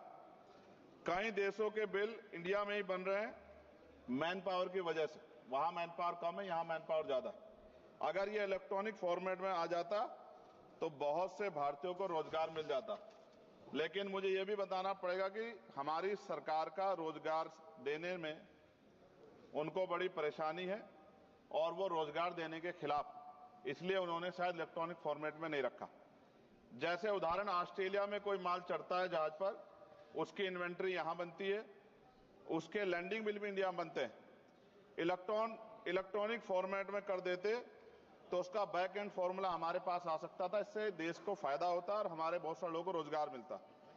और राष्ट्रीय जलमार्ग 2016 कानून के तहत कई राष्ट्रीय जलमार्ग विकसित होने थे, परंतु अभी तक सभी नहीं बने। यह जलमार्ग बन जाते तो बाढ़ व सूखे की समस्या से भी निजात मिल सकती थी, लेकिन सरकार को बाढ़ से भी फर्क नहीं पड़ता क्योंकि उससे भी आम जनता को परेशानी होती। पेट्रोल और डीजल की जो खपत है, अगर ये बन जाए जलमार्ग तो बहुत फायदा जो है वो खपत कम हो सकती है और बहुत बड़ा फायदा हो सकता है। लेकिन सरकार का इसमें कोई इंटरेस्ट नहीं है, इसलिए मैं अपनी भावनाओं के साथ इस बिल को अपोज करता हूं और मैं कहता हूं कि सरकार अगर चाहे तो हमारे सुझाव को मान के कुछ अच्छा कर सकती है, वरना फिर मैं कहूंगा दोहराते हुए कि सरय लेने में और नाम बदलने में सरकार को महारत हासिल है। इसके लिए पुनः मेरा अनुरोध है कि इनको मेडल दिया जाए। धन्यवाद। धन्यवाद जी। माननीय सदस्य जी प्रदीप पानीग्राही जी। Speaker, the Honorable Chairman, sir, I support this bill introduced by Honorable Minister Port and Shipping, Sri Sonavalda ji. This bill is very important as far as the international trade and India's position as a global player, developing our economy in a national and global field. This bill replacing the old bill, which is outdated in nature, and to comply our international norms and protecting our national interest in modern time. This is a bill which is giving an ample opportunity with new sections, new simplifying the structure and bringing the many changes in old bill to make it a visible to in port sector to giving ample opportunities. As the different section of this bill also reflects and the many speakers on opposition side criticizing this bill, but I see this bill is a very important bill as far as the compliance with international obligations, streamlining regulations, broadening eligibility for ship ownership, establishing maritime utility framework, streamlining administrative framework, including integrating coastal and inland waterways, simplifying regulations. All these are very important factors that was covered under this bill. As far as the under this bill, as Odisha is also affected under this bill, Odisha's coastline is around 480 kilometers. So we need the honorable request the honorable minister to focus Odisha, as the Prime Minister is already focusing in the Purvodaya as a East policy. Odisha plays a major role in coming in an area, and Prime Minister regular visit to the state, and the double engine sarkar that works in the center and the state. This bill also play a major role. I request the Honorable Minister to focus developing new ports, particularly in Astaranga, in Puri district, and Bahuda at Ganjam, and Palur in Chhatrapur of Ganjam district. this will do a wonderful job as far as the economic growth of Odisha is concerned. As the communication is a very important part of the nation, as far as the seaport is concerned, or the airport is concerned, or the railways are concerned, or the roads are concerned. So in modern days, the communication play a major role. I hope this bill brings in a major changes in as far as the maritime trade is concerned. I hope the Honorable Minister during this bill, passing of the bill, he will focus on Odisha to bring new ports with new provisions to make a Viksit Bharat agenda of Honorable Prime Minister to 2047. And Odisha will play a major role by providing a growth of a contribution to the national growth as far as economy is concerned. Thank you for giving me an opportunity in this bill. Thank you. Sri Sachidanandan, Honorable Member Sachidanandan. Good evening, Speaker, sir. The exports from India have come to a standstill as shipping companies hiked shipping charges nearly 6 times. Various sectors such as jute, seafood, food processing and species have been disrupted. Items are all in stock. Due to this, hundreds of people have lost their jobs.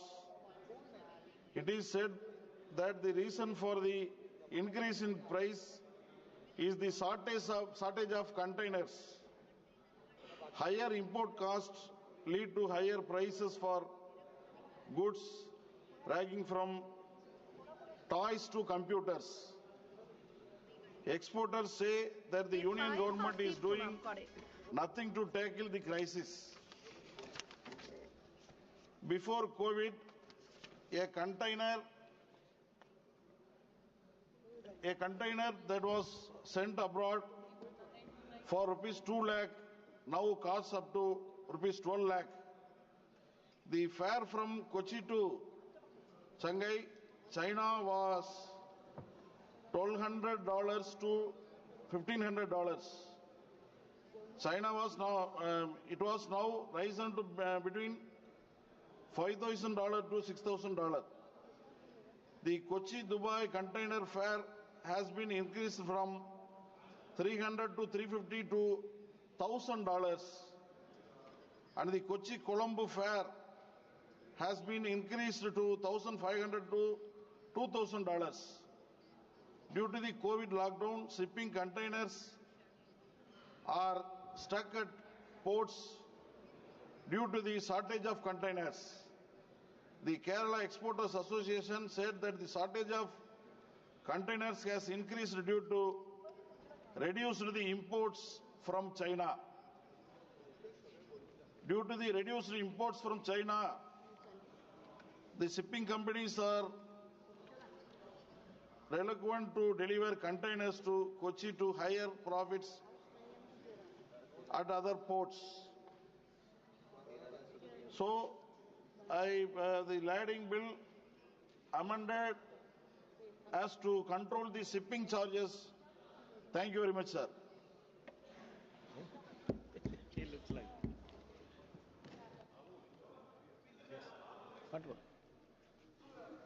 Raja Ram Singh, Honorable Member. सभापति महोदय,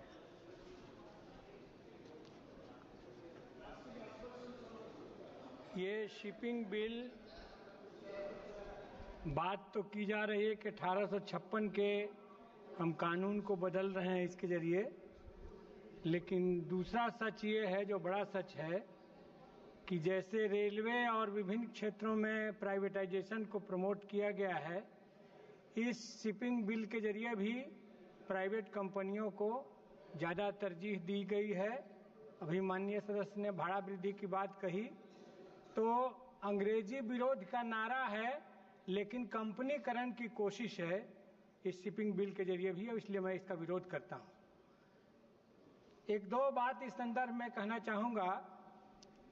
सेतु समुद्रम का किस्सा तब पढ़ा था जब सांसद यहां नहीं थे।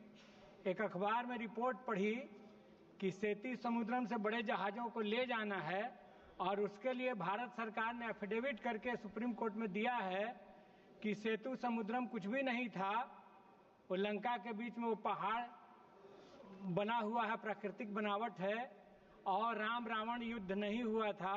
तो एक तरफ राम मंदिर पर राजनीति की जाती है और दूसरी तरफ कॉरपोरेट हित जहां टकराते हैं वहां पर ये एफिडेविट करके सुप्रीम कोर्ट में दिया जाता है। तो व्हाट इज दिस? ये क्या है? ये कौन सा अपॉर्चुनिज्म है? और दूसरी बात, एक समय देश में दाल का संकट हुआ था और उस समय अफ्रीकन कंट्रीज में बड़े कॉरपोरेट घरानों ने जमीन खरीदी किस पर दाल उत्पादन होगा और अडानी के जहाज से वो दाल भारत आएगा। तो यह जो फेयर का एक डील है, इसको इस बिल के जरिए और सुगम बनाया गया है। तो मैं कहना चाहता हूं कि ये ठीक नहीं है। और तीसरी बात जो मैं कहने के लिए खड़ा हुआ हूं कि शिपिंग इंडस्ट्री में जो रेगुलर काम है, नियमित रूप से नियमित बहालियों को छोड़ करके अब कॉन्ट्रैक्ट मजदूरों की बहाली हो रही है और उनको बहुत ही कम पेमेंट दिया जा रहा है, उस पर खटवाया जा रहा है दिन रात, जबकि वो रेगुलर काम है। और इस पक्ष पर बिल में कोई चर्चा नहीं है कि जो शिप बनाते हैं, शिप चलाते हैं, शिप पर काम करते हैं, उसमें जो काम करने वाले लोग हैं उनकी जीवन स्थिति क्या है, मजदूरों की स्थिति क्या है, और उनको रेगुलर बहाली अगर रेगुलर काम के लिए पहले था तो आज उसको क्यों खत्म किया जा रहा है और उसको भी उचित मानदेय या वेतन नहीं दिया जा रहा है, न उनके जीवन की अच्छी स्थिति है। तो महोदय यही मैं कहना, सरकारी है उड़ीसा में, उसके बगल में एक प्राइवेट कंपनी को बंदरगाह देने की कोशिश की गई। उन्होंने उस समय, हालांकि वो बहुत प्रोटेस्ट हुआ, फिर वापस हुआ वो निर्णय, लेकिन उसमें कोशिश ये थी कि हमारे आयरन ओर को सीधा उस अपने प्राइवेट बंदरगाह से वो अपने देश में ले जाएं और अपने यहाँ आयरन बना करके और वो सेल करें या उसको अपना इस्तेमाल में लाएं। तो ये जो धीरे धीरे ये कोशिश चल रही है, उड़ीसा के, गुजरात की कहानी हम बराबर देख रहे हैं कि प्राइवेट पोर्ट पर किस तरह से बड़े पैमाने पर ड्रग्स आ रहे हैं, कुछ सीज हो रहा है और बाकी देश के अन्य हिस्सों में जा रहा है, हमारे नौजवानों की सेहत खराब कर रहा है।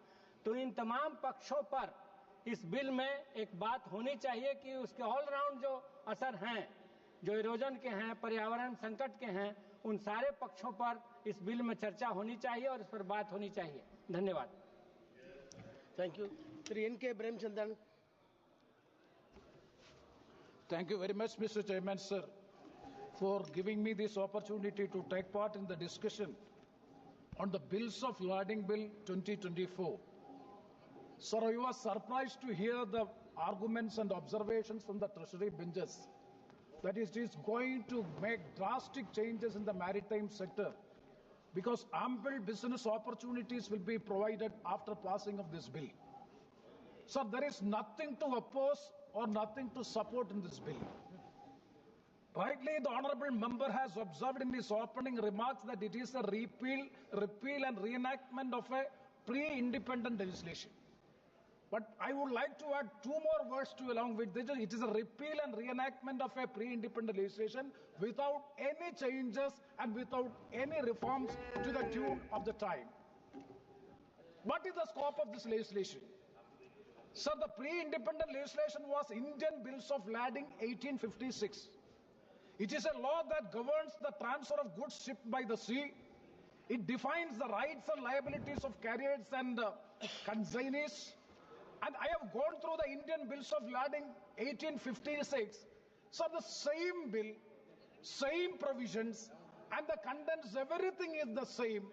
Then what is the scope of bringing a new bill without any changes in order to suit with the situation, in order to suit with the new liberalized economic era? Because this bill is enacted in the year 1856. That is 170 years ago, this bill was passed by the British legislature or British India government. And even now, after 170 years, the government of India, led by Honorable Prime Minister Sri Narendra Modi ji, and even the Minister, Port Minister also has spoken in his opening remarks that 1,500 obsolete legislations has already been repealed. And we want to decolonize the legislations, as in the case of IPC, Criminal Procedure Code, and Indian Evidence Act, but copying it in a different form. Nothing else is there. There is no in-depth wisdom is not being put on the legislation. That is the reason by which I am saying there is nothing new so as to oppose or so as to support the bill. Sir, only one new provision has been incorporated in the bill, that is Clause 5 of the bill. Sir, what is Clause 5 of the bill? The central government may give such directions as it may deem necessary for carrying out all or any of the provisions of the bill. So other than this, the entire provisions are the same. There are three clauses mainly. Number one is rights under bill in loading west in consignee or endorsee. And the second one is no right of stoppage in transit and right to claim freight against the original shipper or owner. And the third point is regarding the bills of lading in the hands of a consignee is a conclusive evidence of the shipment as against the master. This is the content of the bill 1856 as well as 2025 bill is same provision, same content, nothing is doing. So my pertinent question I would like to ask to the Honorable Minister, you have incorporated a new provision, Clause 5, that the government of India is empowered to give directions from time to time as it deems necessary, either for all the provisions, for implementing either all the provisions or any of the provisions of the bill. So I would like to know from the Honorable Minister, even if there is no such provision in the bill, a bill passed by the Parliament, Government of India is empowered to give directions so as to implement the provisions of the bill. It is implied. There is no need of an explicit provision in the bill that the government can give directions for the implementation of the provisions of the bill. So what is the purpose of incorporating a new provision, Clause 5, in the bill, just to show that we have reformed the bill? That is the only reason why we say new bill has been brought in. Otherwise, you have to come with so many changes. Sir, I have got 5 suggestions. Let me come with these positive, very concrete, positive suggestions. So the number one is the lack of adequate safeguards for Indian exporters and importers. Sir, bills of lading are one of the most essential documents in international trade, as they serve as both the receipt for goods and the title to the goods being shipped. However, the provisions under the bill fails to provide adequate safeguards to Indian exporters and importers, the backbone of the country's trade sector. Sir, exporters who are primarily small and medium-sized business in India often lack the resources of bargaining power to negotiate the terms of international shipping contracts. While the bill introduces several standardization measures, it does not address the challenges faced by the Indian exporters in avoiding fraudulent practices, especially when dealing with the foreign shipping companies and agents. So I suggest a special provision for Indian exporters to have stronger legal recourse in case of disputes involving bill of lading, particularly in relation to foreign shipping companies. This could include establishing a dispute resolution mechanism specifically aimed at protecting the Indian interests. That is the first suggestion. Sir, 5 suggestions. This is very positive suggestions. And the second one is regarding the potential for increase the cost of doing business. Sir, the bill, there is a lack of clarity on the regulatory framework that will govern the fees and charges related to bills of lading. The bill potentially opens the door for increased fees and charges associated with the issuance, transfer and please 2 minutes. Issuance, transfer and negotiation of these documents. These costs could place additional financial burden on Indian businesses, particularly the export and import. So my point is that the cost competitiveness is a critical for Indian business to succeed in the global market. So sir, I suggest a regulatory cap on fees and charges for bills of lading, ensuring that this do not unduly burden the Indian MSMEs. And the third suggestion, sir, regarding the maritime sector and the carriage of goods seized by the sea. There is another bill is also carriage of goods by sea bill. Sir, there are provisions there are contradictory provisions are also there. So I would like to urge upon the minister, kindly go that there shall not be a contradiction with these 2 bills. And the fourth one is very, very, very important suggestion, that is the technological advancements and the digital bills of lading. Sir, this is the most modern era of communication technology, even the artificial intelligence era. Sir, the issue is, it is limited focus is there on the digital transformation of the maritime industry. In an era of rapidly advancing technology, the electronic bills of lading, the use of electronic bills of lading has become the global standard in international trade. Several countries, including major trading nations like United States, Singapore, UK, have already embraced digitalization in the shipping sector. India, however, has lagged behind this area. The bill makes, sir, 1 second. The bill makes only passing mention of the electronic bills of lading and fails to provide a robust framework for their adoption and regulation. The lack of clarity in digital bills of lading could make India's maritime industry less attractive to international shippers and importers who increasingly prefer the speed, security and efficiency of digital solutions. Sir, with these suggestions, I make 2 points, that is regarding the Vizhinjam International Seaport Limited. There was a commitment on the part of the government of India that after the completion of the Vizhinjam International Seaport Limited, there is an agreement, commitment on the part of the government of India that viability gap funding will be provided to the Vizhinjam International Port. But now the government of India is withdrawing from their commitment to provide the VGF. That has to be taken into consideration. And the last point, sir, regarding my constituency, there is a Kollam Port Honorable Minister, Mr. Suresh Gopi is also sitting. He is also from my constituency. He is born and brought from my place, and we studied with me in my college. And he is well aware of this fact. Sir, my point is that is Kollam Port, it has started since long. Unfortunately, it is not been operational. Yes, the government of India clearance has been given. There is a, sir, 1 second. There is a Minikoi to Kollam ship travel possibility is there from Lakshadweep. That may be considered. With these points, I in a way support the bill. Thank you. Sri Nishikant Bhai. Very good. For taking 3 of my points. Thank you.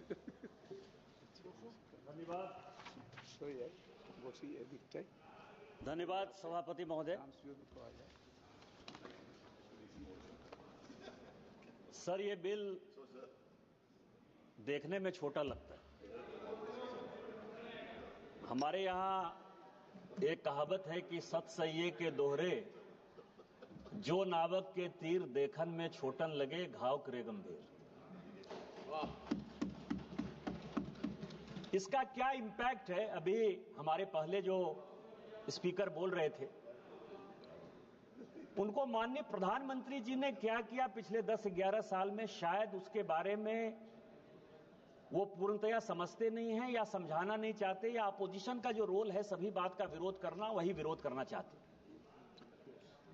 ये 1876 का act है, और इस बीच में भारत सरकार ने इस सदन की जानकारी के लिए 1876 के एक्ट के बाद 3 बार इंटरनेशनल कमिटमेंट किया। एक 1921 में जब अंग्रेज यहां थे, ब्रसेल्स का समझौता हुआ और उसने कहा कि लैंडिंग बिल के ड्राफ्ट को हम बदलेंगे।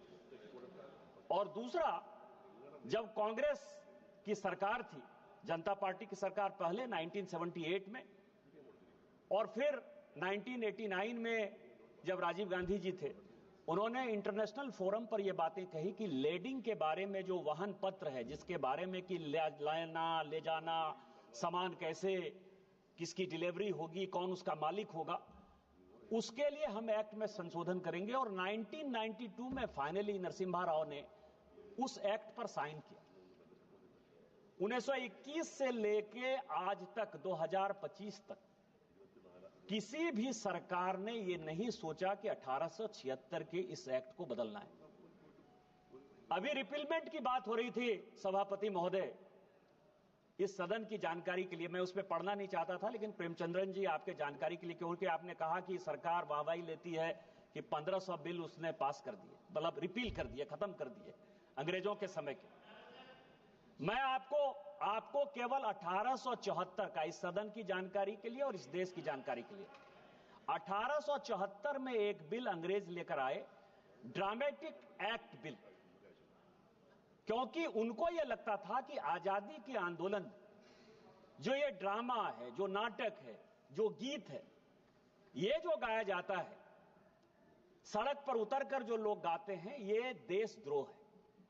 और उन्होंने एक ड्रामेटिक एक्ट बिल बनाया 1874 में, जिसमें यह कहा जाता था कि 10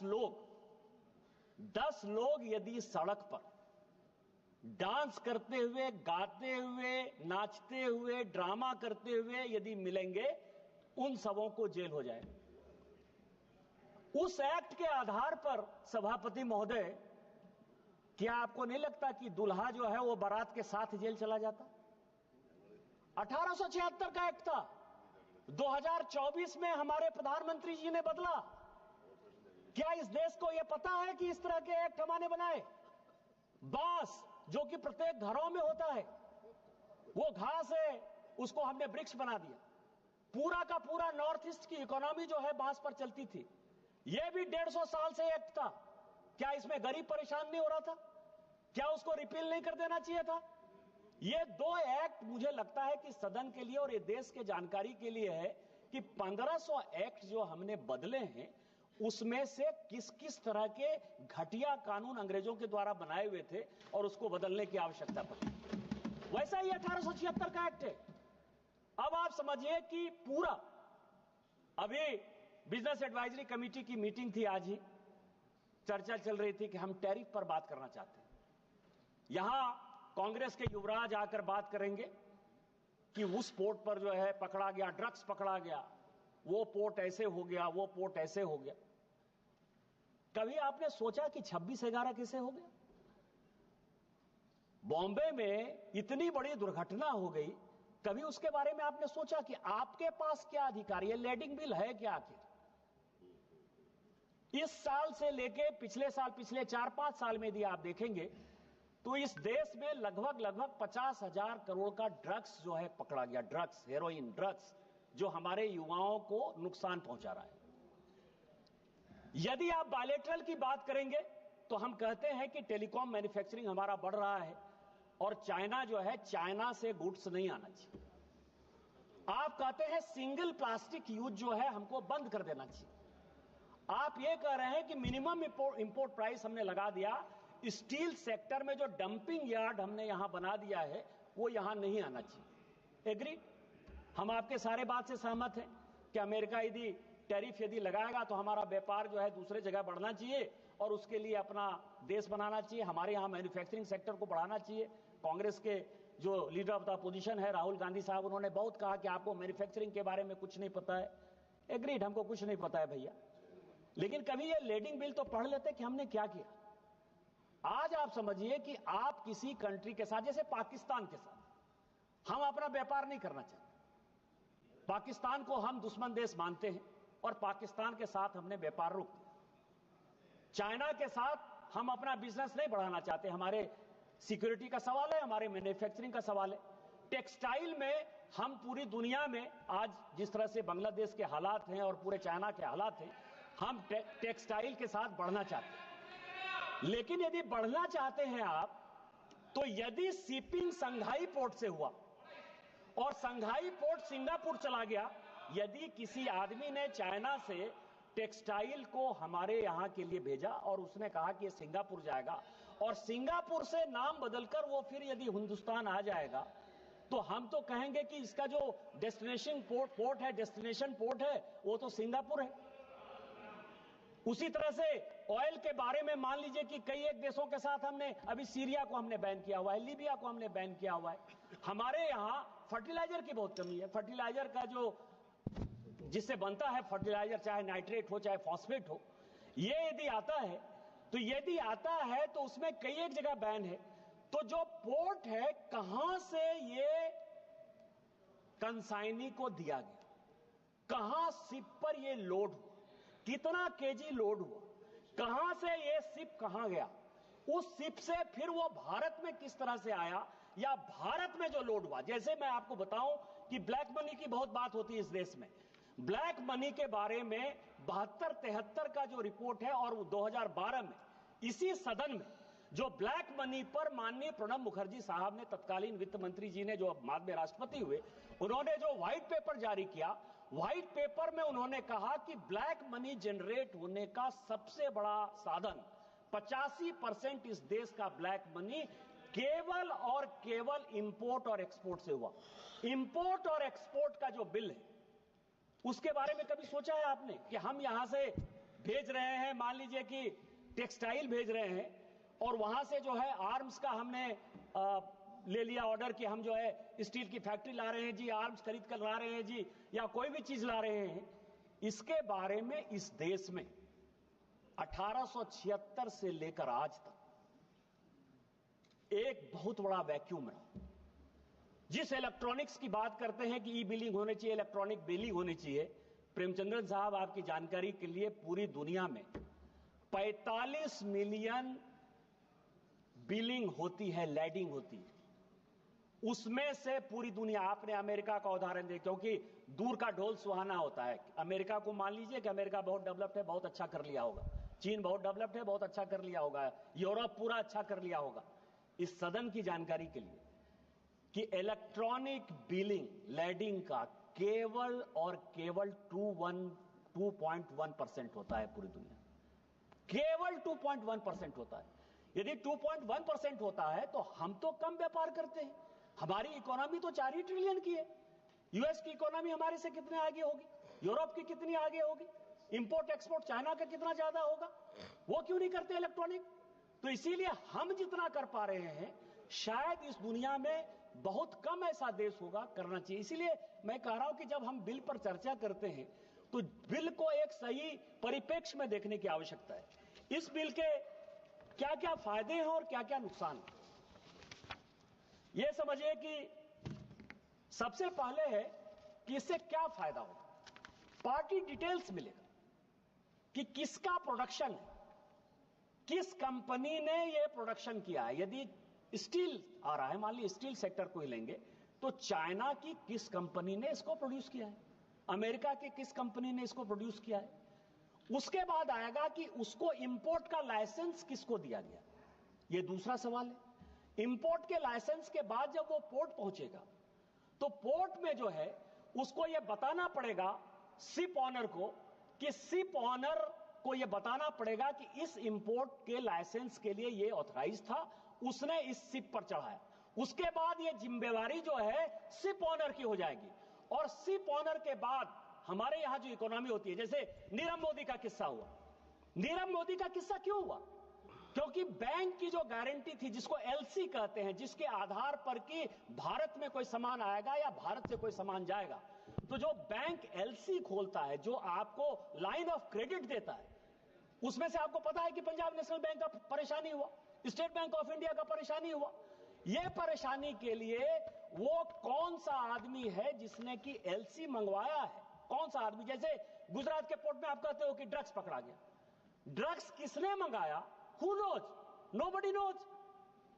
और आप फिर भारत सरकार, तो इसमें लैडिंग बिल में जो सबसे बड़ा है कि पार्टी का डिटेल्स आएगा, उसकी पूरी चेन आएगी। क्या ये बिल आने की आवश्यकता नहीं थी? दूसरा है कि कार्गो जो है, कार्गो कहां से कहां गया। आज मैं बताऊं कि कई एक ऐसे कंट्री हैं, जैसे यूएस ने कई एक, रूस को बैन कर रखा है। आपको पता है कि रूस से यदि कई एक सामान यदि जाता है, अमेरिका जाता है, वो कैसे जाता है? तो जो उसकी फ्रेंडली कंट्री है, मान लीजिए कि ब्रिटेन उसका फ्रेंडली कंट्री होगा, सिंगापुर उसका फ्रेंडली कंट्री होगा, तो रूस से वो सामान जो है शिप होकर चला गया सिंगापुर, चला गया वो यूके, और वहां से जो है वो वापस जो है यूएस के रास्ते में चला जाता है। लेकिन जब हम ये बिल लेकर आएंगे, लेडिंग बिल आएंगे, तो उसमें पूरा का पूरा ट्रांसपेरेंसी होगा कि डेस्टिनेशन कहां से ये निकला। ये जो है ये दूसरा है। तीसरा है कि कार्गो जो है, कार्गो वो वेट नहीं करेगा। एक सीएजी की रिपोर्ट आई कि यूपीए के सरकार के समय कम से कम 50,000 करोड़ रुपया सालाना केवल लॉजिस्टिक और कार्गो वेट में जाता है। आपको पता है कि आज की डेट में कई एक ऐसे पोर्ट होंगे, क्योंकि पोर्ट सेक्टर में कई एक समस्याएं हैं। जैसे कई एक लोगों ने कहा कि राज्यों का सवाल है, राज्यों का इन्फ्रिंजमेंट है, राज्यों के पास पोर्ट है। मुझे कभी कभी हंसी आती है और कभी कभी परेशानी होती है कि पता नहीं इस देश में क्या होगा। यहां दो चीजें, मेजर पोर्ट है और माइनर पोर्ट। मेजर पोर्ट कौन है? जो भारत सरकार जिस पोर्ट को बनाती है। मैं आपको बताऊं, जैसे यहां दादा स्वागत बाबू बैठे हुए हैं, कलकत्ता का जो पोर्ट है वो मेजर पोर्ट है, और जो हल्दिया का पोर्ट है वो माइनर पोर्ट। मेजर पोर्ट इसीलिए कि वो भारत सरकार ने बनाया, और हल्दिया का पोर्ट यह है कि राज्य सरकार के सहयोग से बना। मेजर और माइनर पोर्ट का यह फर्क है। माइनर पोर्ट मेजर पोर्ट से ज्यादा बिजनेस कर रहा है, व्यापार कर रहा है। कई एक माइनर पोर्ट ऐसे हैं जिनको कि मेजर पोर्ट से उनका कोई कंपटीशन नहीं है, वो माइनर पोर्ट ही पड़ा है। लेकिन डिफिनेशन क्या है? जो केंद्र बनाएगी वो मेजर पोर्ट है, जो राज्य बनाएगी वो माइनर पोर्ट है, और उसका जो लेजिस्लेशन है वो भारत सरकार एक का तय करेगी, एक का राज्य सरकार तय करेगी। जैसे अरविंद सावंत जी मेरी टाइम बोर्ड की बात कर रहे थे। लेकिन जो कस्टम एक्साइज है, जो 5 किलोमीटर के बाद इंटरनेशनल बॉर्डर है, जाने और अनजाने इंटरनेशनल बॉर्डर पर भारत सरकार का ही अधिकार है। भारत सरकार ही उन चीजों को देखेगी। भारत सरकार ही, मान लीजिए कि कई एक ऐसे हैं, पनामा कैनाल से लेकर स्वेज कैनाल तक हमेशा इंटरनेशनल लड़ाई होती रहती है। इंटरनेशनल लड़ाई होती है तो कौन सा कार्गो कहां जा रहा है, कहां आएगा, यह डिटर्मिनेशन स्कोर करेगा। भारत सरकार जो है उसको सिक्योरिटी कैसे देगी? तो इस आधार पर जो वेटिंग है, कई एक कार्गो जो है कई एक पोर्ट पर हमेशा जो वेट करते रहते हैं, इस एक्ट के बाद, लेडिंग एक्ट के बाद उसमें एक बड़ी ट्रांसपेरेंसी आ जाएगी। मैं केवल 2-4 मिनट में खत्म करूंगा क्योंकि बोलने वाले बहुत लोग नहीं थे, इसीलिए। इसके बाद टर्म्स ऑफ पेमेंट, मैंने जैसे कहा कि एलसी यदि खोलते हैं, कई एक बैंकों के साथ जो है कि सामान यहां आ जाता है और सामान लेने को तैयार होते हैं, या क्वालिटी जो है उसकी इतनी खराब होती है, जैसे हम ही यहां से भेजते हैं तो मान लीजिए यूएस किसी चीज को रोक देता है, सिंगापुर किसी चीज को रोक देता है, यूरोप किसी चीज को रोक देता है कि हम उस तरह का नहीं कर सकते हैं, तो जो टर्म्स ऑफ पेमेंट है वो पहले से निर्धारित होगा। वो सीपर पर, कंसाइनी पर जो है इस लेडिंग एक्ट के बाद, क्योंकि ये बिल जो है वो इंटरनेशनल एक्ट 1878 का जो हमने साइन किया है उसके आधार पर ये बना है, तो वो तय हो जाएगा। उसके बाद जो मैंने सबसे बड़ा इंपॉर्टेंट जो इसमें डेवलपमेंट है कि जो बिलिंग है, बिलिंग जिनके साथ हमारे आज के डेट में क्या हुआ है कि 3-4 एग्रीमेंट भारत सरकार ने लगातार किए। एक तो बायलैटरल एग्रीमेंट हमने स्टार्ट किया है कि एक देश के साथ दूसरे देश का क्या रिलेशन, बस 4-5 मिनट में खत्म करूंगा सभापति महोदय केवल। तो जो उसका जो बायलैटरल है, बायलैटरल में हमने मान लीजिए कि किसी के साथ टैरिफ में किसी को कंसेशन दिया या किसी के साथ हमने सहयोग किया, जैसे नेपाल हमारे साथ है, भूटान हमारे साथ है, हम इंडोनेशिया के साथ, साउथ ईस्ट एशिया के साथ, कंबोडिया के साथ पूरा बिजनेस करना चाहते हैं। कई एक ऐसे कंट्री हैं, जैसे नेपाल एक ऐसा कंट्री है, भूटान एक ऐसा कंट्री है जिसके पास पोर्ट नहीं है। तो इनलैंड वाटरवेज के साथ जब उनके हम सामान को ले जाएंगे तो वो बिलिंग जो है वो महत्वपूर्ण होगा कि ये मेड इन नेपाल है, मेड इन भूटान है, और इस तरह से कई एक कंट्री में जो उनकी व्यवस्थाएं हैं, लोग उसको, जैसे बांग्लादेश के साथ टेक्सटाइल सेक्टर में आपको पता है कि 10% कंसेशन है, इसीलिए हम उसके साथ मुकाबला नहीं कर सकते। तो ये सारी चीजें तय हो जाएंगी। केवल अंत में सभापति महोदय, इस सदन में चोला बंद से लेके लैंग्वेज के ऊपर बहुत बातचीत हो रही है। ये देश संविधान से चलता है, आर्टिकल 343 से लेके 348 तक। नेशनल लैंग्वेज क्या होगा, बातचीत करने का लैंग्वेज क्या होगा, तमिल की क्या स्थिति होगी, हिंदी की क्या स्थिति होगी, अंग्रेजी की क्या स्थिति होगी, इस देश में पहले से निर्धारित है। इसीलिए मेरा आग्रह होगा कि डीएमके चुनाव हारने के डर से वोट बैंक की पॉलिटिक्स के आधार पर कभी भी लैंग्वेज की बात नहीं करे और सेंटिमेंट को खत्म नहीं करे, क्योंकि आर्टिकल 15 में किसी भी कास्ट पे, रिलीजन पर, रेस पर कोई चर्चा नहीं हो सकती। और संविधान को, यदि बाबा साहब अंबेडकर के संविधान को डीएमके खत्म करना चाहती है तो भारतीय जनता पार्टी में जब तक मोदी जी की सरकार है हम उसको खत्म नहीं करने देंगे, हम मुकाबला करेंगे। Try it. Coming elections, use that as the plank. Use that as the plank in 2026 elections. Try it and see if you can. Supriya Sule, please. Thank you, sir. I stand here in support of this bill. My colleague from the Treasury bench, I think, has not heard the earlier speeches. Most speakers who have spoken since the debate has started have specifically supported the bill. So I think it's an illusionary information that he has spoken on, that people are objecting to this bill. I think Sonwal ji in his opening line has made it very, very clear from what he has explained in the bill that he is not making any drastic changes in the bill. It is just renewing, changing of name and that and the year, and there has not been much changes is what he has said in the bill when he opened his speech. So my colleague and friend Nishikant Dubey ji was under an illusion that the entire opposition is in a very combative mode against this bill. Let me with full humility say that the entire opposition with full humility has always in support of this bill, because we understand that this is not some great policy change that they have done in this. Well, was there opportunity to do it? Of course there is. There is always an opportunity to improve. But I would like to ask specific questions, since it came from the Treasury bench, that they have said they have made it far more transparent than it was. I would like to ask the Honourable Minister in his reply to explain to us the comparison of earlier it wasn't transparent and today it is transparent. Like a small example they gave, that if it's one of the countries you don't want to work with or you don't have trade with, and the goods from that country come to our country, the country of origin would always be known, and then we can take a decision. So since this is a very serious policy comment that has come from the Treasury bench, I would seek a clarification from the Honourable Minister of what is the status before and what it is today. Well, in this maritime trade that we are talking and maritime commerce, well, India, in this entire global trade, we have a large seashore. And from the states where you come from, Tamil Nadu, where I come from, Plain Chandraji comes from, we have a big coast. And we have been, over the years, we have all tried to develop all our ports to generate more trade and more jobs for all our people.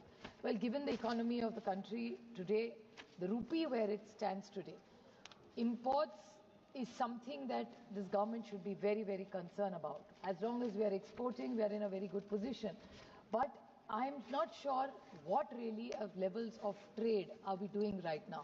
I would like to bring a small thing to the Honourable Ministers. Many points have made that there are new provisions which will to make ease of doing business. Now, ease of doing business actually was a global bank word.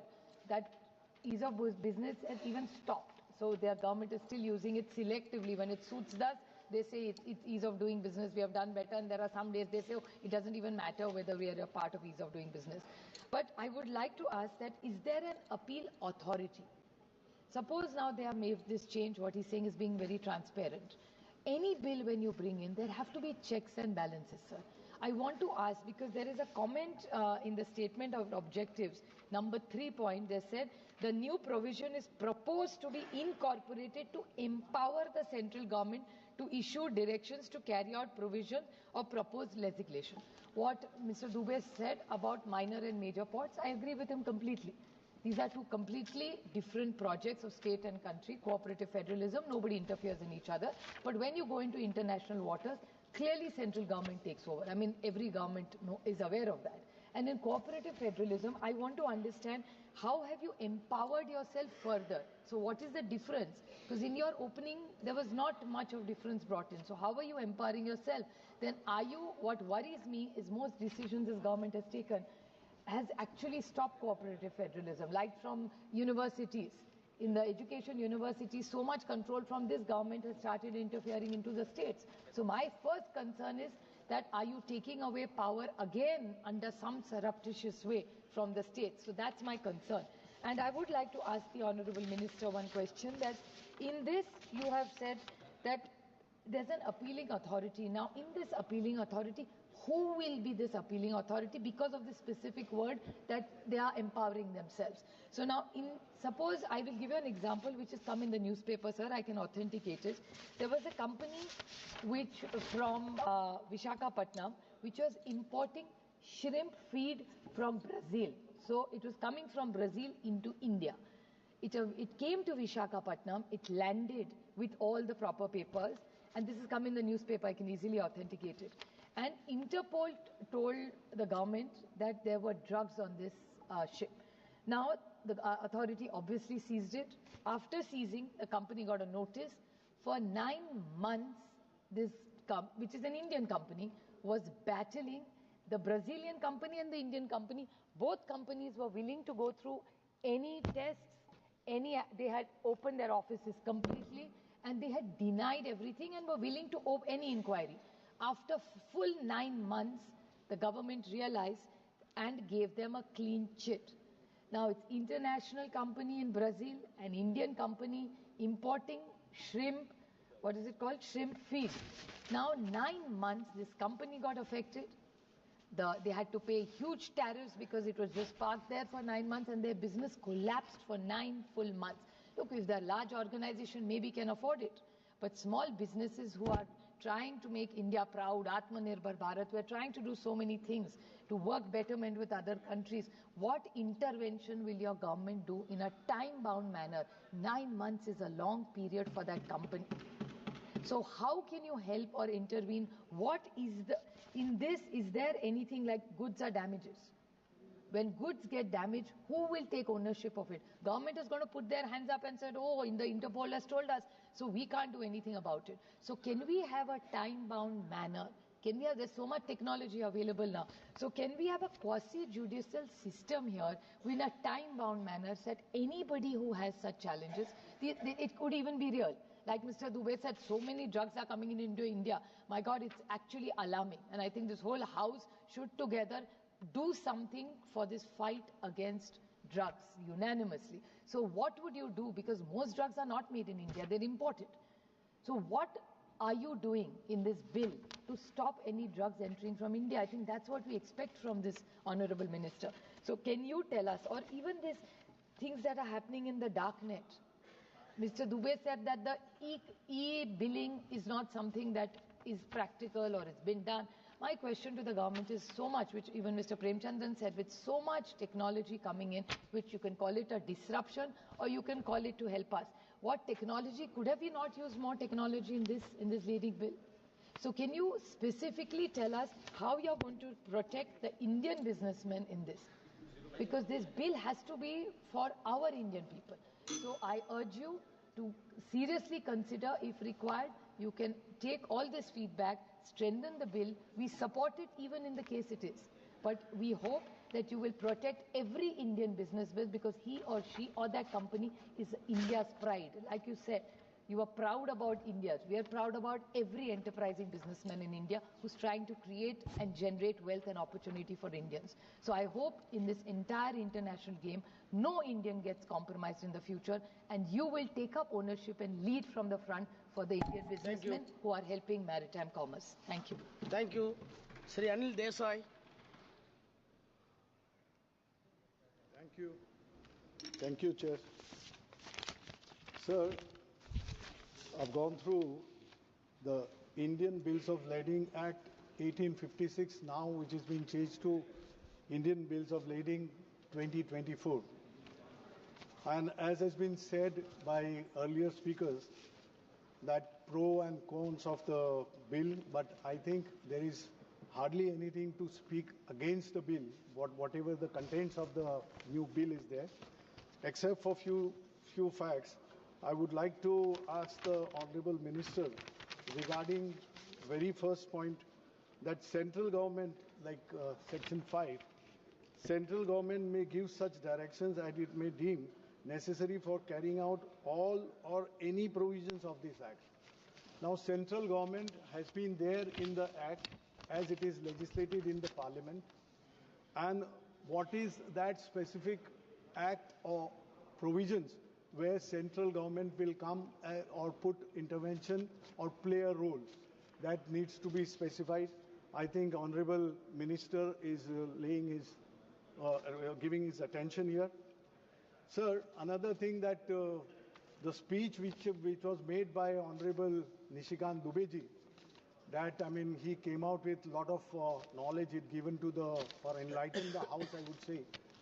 That bill of lading, what it was earlier, how the contract went, and how the improvisations have come, and how specific the best to everyone, like shipper, the ship owner, and the consignee.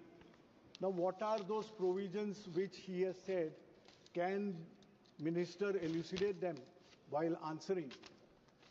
Bill of lading, as it was there in the colonial times, it is a contract between the freight shipper, that is the owner of the ship, and the consignor, the sender of the goods. And the receiver of the goods is also mentioned on endorsing that document. It's a valid document. After that, the ownership used to transfer. Here in the bill, it is only mentioned, it is only main fact of the thing that rights and liabilities are transferred to the consignee when the bill of lading is incorporated. Besides that, everything is there what it used to be there since 1856.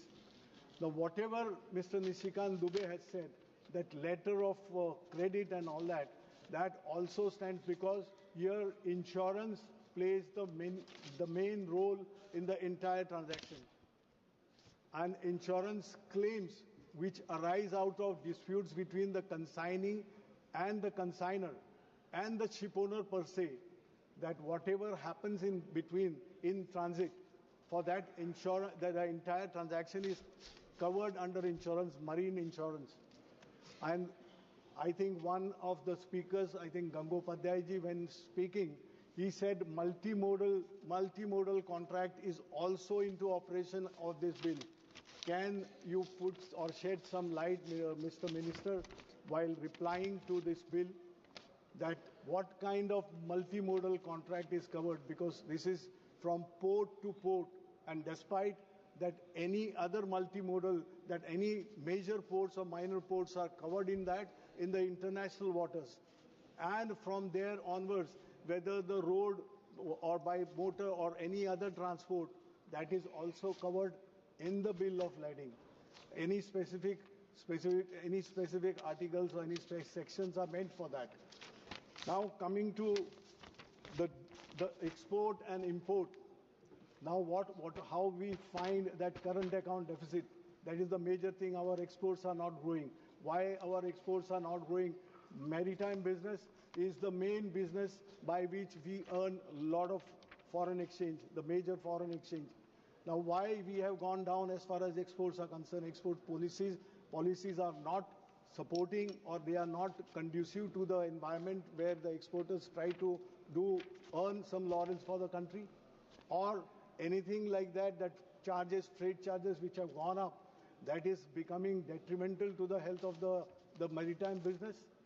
Now containers, I'm just coming back to my state of Maharashtra, where I'm coming from, Mumbai. So in Mumbai port, in JNPT, now if you see the congestion and kind of the business activity is being conducted there, the infrastructure itself has reached the brink of collapse. I mean, have we thought over it?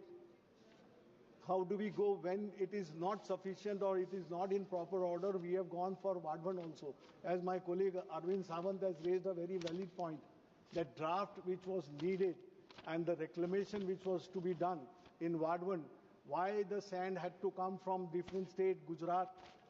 Why was it not taken from the Mumbai port itself? Can Minister enlighten on this fact? There are a lot of things, lot of scope and lot of potential for maritime business in India to grow. Exporters are craving for that. But is the condition or is the environment conducive to see that exports rise and exporters are given that kind of momentum by the government? If questions are answered by the Minister, I think, and so Priya Suleji, what questions she asked, that these disputes which come in transit, the government in the international central government has a role to play. Why this delay, if anything comes up and which comes in the way of growth of business for the exporters and for the people who are completely dependent on that kind of business? What is the fate in front of them? What is the future for maritime business? In this recent budget, the finance minister has allocated some 25,000 crores for the maritime business in India. I think that provision itself is not enough to see that maritime business, the way it is conducted overseas and other countries, if we have to match, if we are going as Nishikant Dubey ji has said, that from 4 trillion we are comparing with the US, which got more than 30 trillions of economy. If we are to match, can we go without it? If we do not have that kind of infrastructure for the maritime business, where do we go and what is the scope left for India? Please conclude. Thank you, sir, for giving me an opportunity to speak on this. Shri Darshan Chaudhary.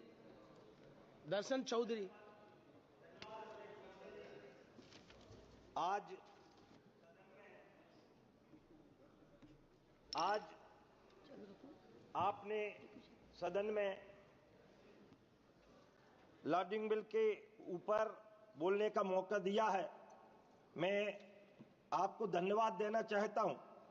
मैं इस सदन के समक्ष इस वहन पत्र विधेयक 2024 को प्रस्तुत करते हुए गर्व अनुभव कर रहा हूं। यह विधेयक हमारे देश की व्यापारिक प्रणाली में एक महत्वपूर्ण सुधार लाने जा रहा है। इस बिल के जो महत्वपूर्ण दस्तावेज है, जो समुद्री व्यापार में वस्तुओं की शिपिंग और स्वामित्व हस्तांतरण को नियंत्रित करता है। अब तक हम इस बिल के आधार पर काम कर रहे थे, जो 1856 में बना था, जो आधुनिक व्यापार की आवश्यकताओं को पूरा करने में असमर्थ था। इस नए विधेयक के माध्यम से हम अंतर्राष्ट्रीय मानकों के अनुरूप एक अद्यतन और पारदर्शी कानूनी ढांचा प्रदान करते हैं। मैं अभी हमारे विपक्षी साथी जो बोल रहे थे कि इस बिल से न रोजगार बढ़ेगा, तो मैं एक बात कहना चाहता हूं कि half knowledge is always dangerous, अध जल गगरी छलकत जाए, ऐसी कहावत हमारे देश में चलती आ रही थी।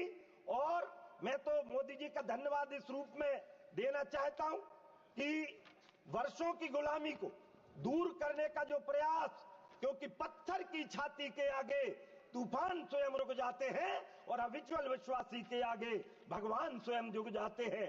इसके मुख्य बिंदुओं में हमारे अधिकारों का हस्तांतरण किया गया है। इसमें यह विधेयक स्पष्ट रूप से निर्धारित करता है कि इसमें वस्तुओं के स्वामित्व का हस्तांतरण कैसे होगा। इसमें यह भी प्रावधान किया गया है कि चाहे वो कंसाइनी हो या इंडोर्सी हो, इनको सभी अधिकार और दायित्व प्राप्त होंगे। इसके पहले ये कानूनों के जंजालों में फंसे हुए थे, उनसे मुक्ति मिलने का काम इस विधेयक से मिल रहा है। यह न्यायिक प्रमाण देने वाला बिल है। इस बिल में एक कानूनी प्रमाण पत्र के रूप में इसको स्वीकार किया जाएगा, जिससे किसी भी विवाद की स्थिति में इसे निर्णायक प्रमाण पत्र माना जाएगा। इस बिल में अभी जो हमारे मित्र कह रहे थे कि आधुनिक तकनीकी की बात, तो मैं आपको बताना चाहता हूं कि इसमें इलेक्ट्रॉनिक बिल ऑफ लेडिंग इसको हम कह सकते हैं।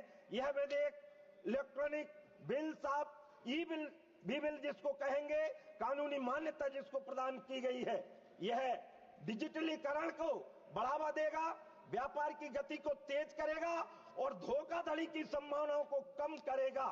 यूनाइटेड नेशंस के model law on electronic transferable records के अनुसार MLETR के अनुरूप भारत भी अपने व्यापार दस्तावेजों को डिजिटल बनाने की दिशा में अग्रसर होगा। इस बिल के फायदे में व्यापार में पारदर्शिता और विश्वसनीयता बढ़ेगी। इसमें कानूनी विवादों में कमी आएगी और बिल में अब निर्णायक प्रमाण के रूप में मान्य होगा। इसमें डिजिटलाइजेशन से अंतर्राष्ट्रीय व्यापार में प्रतिस्पर्धात्मक लाभ मिलेगा और इसमें पर्यावरण संरक्षण में योगदान होगा, क्योंकि इसमें कागजी प्रक्रिया कम होगी। मुझे गर्व महसूस होता है, भारत 3 तरफ से समुद्र से घिरा है। 7,500 किलोमीटर की इसकी टोटल समुद्र की लंबाई है और उससे न केवल समुद्री व्यापार आयात बढ़ेगा, और अभी जो ड्रग्स के मामले में जो विगत कांग्रेस की सरकार, उसके पहले की सरकार नियंत्रण नहीं कर पाई थी, इस बिल के आने के बाद उनमें नियंत्रण लाने का काम करेगा। आत्मनिर्भर भारत, हमारे मित्र बात कर रहे थे, तो मैं कहूंगा चाहे वो रोजगार की बात हो, डीजल पेट्रोल की खपत कम करने की बात हो, और उससे बड़ी बात, क्योंकि समुद्री व्यापार जब होता है या शिप जब चलते हैं तो खर्चा भी कम लगता है। यह विधेयक न केवल भारत के समुद्री व्यापार को आधुनिक बनाएगा, बल्कि वैश्विक व्यापार मानकों के अनुरूप भी काम करेगा। यह डिजिटल इंडिया और आत्मनिर्भर भारत की दिशा में एक महत्वपूर्ण कदम होगा। इससे न केवल समुद्री दिशा में, जैसे हमारे माननीय मोदी जी ने जो बनारस में एक मॉडल तैयार करने का काम किया है, छोटे छोटे नदियों पर जिनका पाट बड़ा है, उन पर भी छोटे क्रूज चलाकर उनको न केवल उनके पर्यटन को बढ़ावा मिलेगा, और मैं भी नर्मदा मैया के क्षेत्र से आता हूं, मेरे यहाँ भी नर्मदा मैया का चौड़ा पाठ है, चंबल मैया का चौड़ा पाठ है। मैं ये निवेदन और इस विधेयक के माध्यम से उसमें सरलीकरण भी होगा कि ऐसे छोटे छोटे पोत चलाकर और स्थानीयता को महत्व देते हुए ऐसे जहां पर समुद्र की सीमाएं भी नहीं है उस प्रकार की भी इस व्यापार को बढ़ावा मिलेगा। और इन पार्टों में ऐसे जो मोदी जी ने कहा वोकल फॉर लोकल की बात, आत्मनिर्भर भारत की बात, इसलिए मैं कहता हूं कि इस बिल से हम केवल, आपने कहा, हम श्रेय लेने का काम नहीं कर रहे। Example is better than precept, कहने से करना भला होता है और हम वो करके दिखा रहे हैं। ये मोदी जी का भारत, जिस भारत के बारे में सपना देखा गया था, चाहे नास्त्रेदमस की घोषणा आपको ज्यादा अच्छी लगती होगी, आप यदि उनको देखेंगे, नास्त्रेदमस की घोषणा में ये लिखा है, उन्होंने भविष्यवाणी की थी, कई साल पहले की थी, कि जो देश 3 तरफ समुद्र से घिरा है, 1 तरफ पहाड़ से घिरा है, 2024, 25 और 21वीं सदी में जाकर वो विश्व का नेतृत्व करेगा।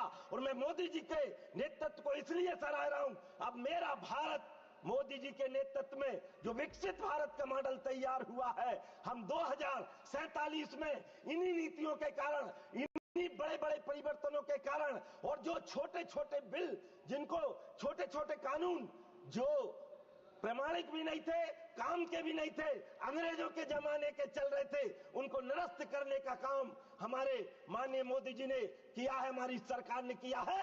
इसलिए मैं धन्यवाद देना चाहता हूं और इस बिल का पुरजोर तरीके से समर्थन करना चाहता हूं और विपक्षी मित्रों को बताना चाहता हूं कि विकसित भारत का मॉडल है, क्योंकि ये भारत यदि असली स्वरूप में दिखाई दे रहा है, जो विवेकानंद का सपना था, उसको पूरा करने के दिन आ रहे हैं। और इन बिल के माध्यम से हम माननीय मोदी जी के नेतृत्व में इस विकसित भारत की संकल्पना को पूरा करेंगे।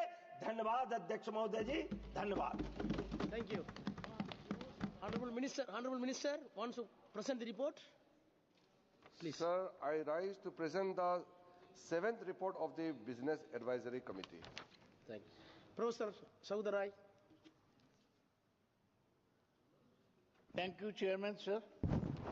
I rise to speak on the Bills of Lading Bill 2024. I don't know why it has not been corrected to 2025. Now, I have a basic objection to the bill. When it was introduced in the House, the Minister will remember, I objected to the introduction of the bill because I said it was superfluous. It was not necessary. And it is stated in the statement of object and reasons, though the substantive aspects of the said Act continue to remain relevant, being a pre-independence statute, it is imperative that the provisions of the said Act required to be revisited without changing the substance or spirit of the Act, so as to bring it in line with modern legislation. The Minister has said that this is the same as the previous legislation. This is superfluous. I think the Ministry has no work. Should they bring legislations unnecessarily? Before I speak on the bill, I have a small request to the Minister. He is from Dibrugarh, on the banks of the Brahmaputra, mighty river. He is also from the land of Lahe Lahe, which is slow pace.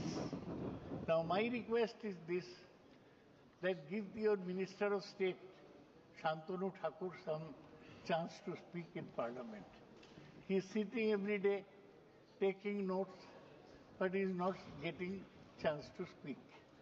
He is from Bengal and he deserves a chance in your ministry. Please come to the bill. Sir, it is to the point.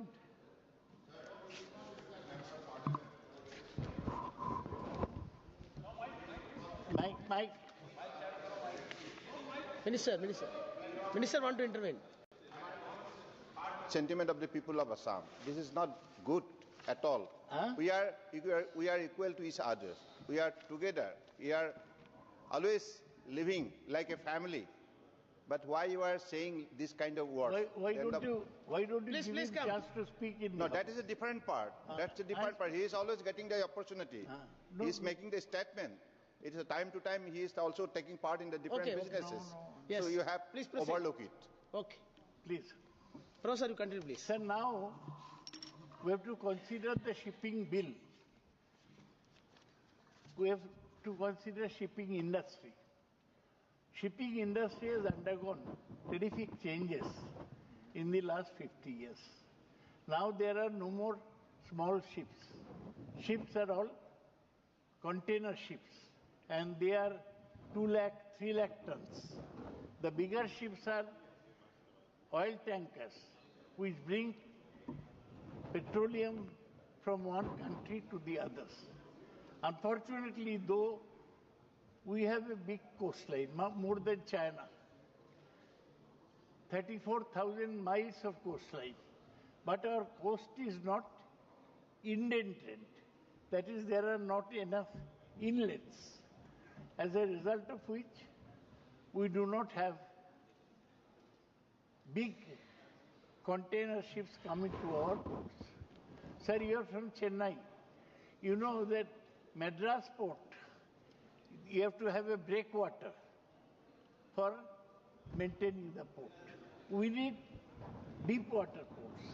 We have built a new, Cochin is a big deep water, so is Vizag. Earlier the government built new ports, where in Bombay they built the Jawaharlal Nehru Port Trust. Paradip was built by the government. Now all new ports are going to one group of businessmen called Adani. New port in Vizinjam, Kerala, that belongs to Adani. The new port in Dhamra, in Odisha, belongs to Adani. And the biggest port in private sector is Mundra port. Mundra port has the report of maximum drug seizure in the port. That also belongs to Adani. So we have a change in the total perspective of the shipping industry, which I want to point out. Now, why is the minister bothering about these small changes in bill then? I spoke during the introduction. I said it's not necessary. And see, one bad point is that they are making legislation and taking all the power in the government's hand. They have said government has repealed the Indian Bill of Lading Act 1856 without introducing any significant improvements in maritime trade, except for centralizing power under the Ministry of Port and Shipping. You read with me the bill, sir. The bill says,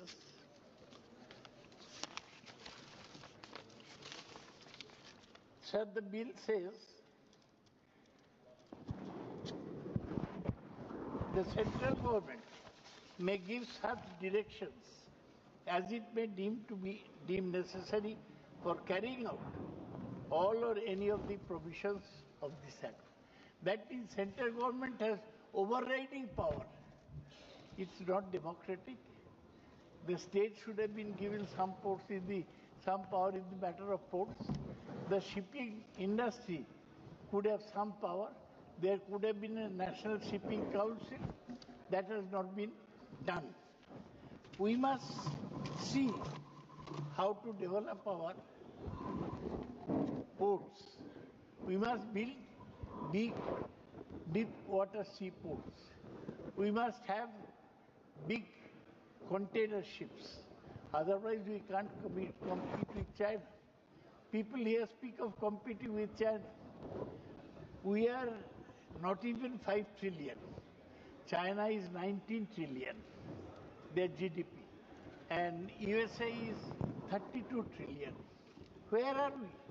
How do we catch up with China? China has a smaller coastline than us, but they're huge. The Shanghai port, the huge capacity. We must remember that we must hasten to catch up with these countries. Government having more power over the ports is not important. We must encourage the shipping industry. We must encourage the shipbuilding industry.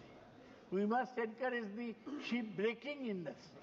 Unfortunately, we are falling behind in all these things.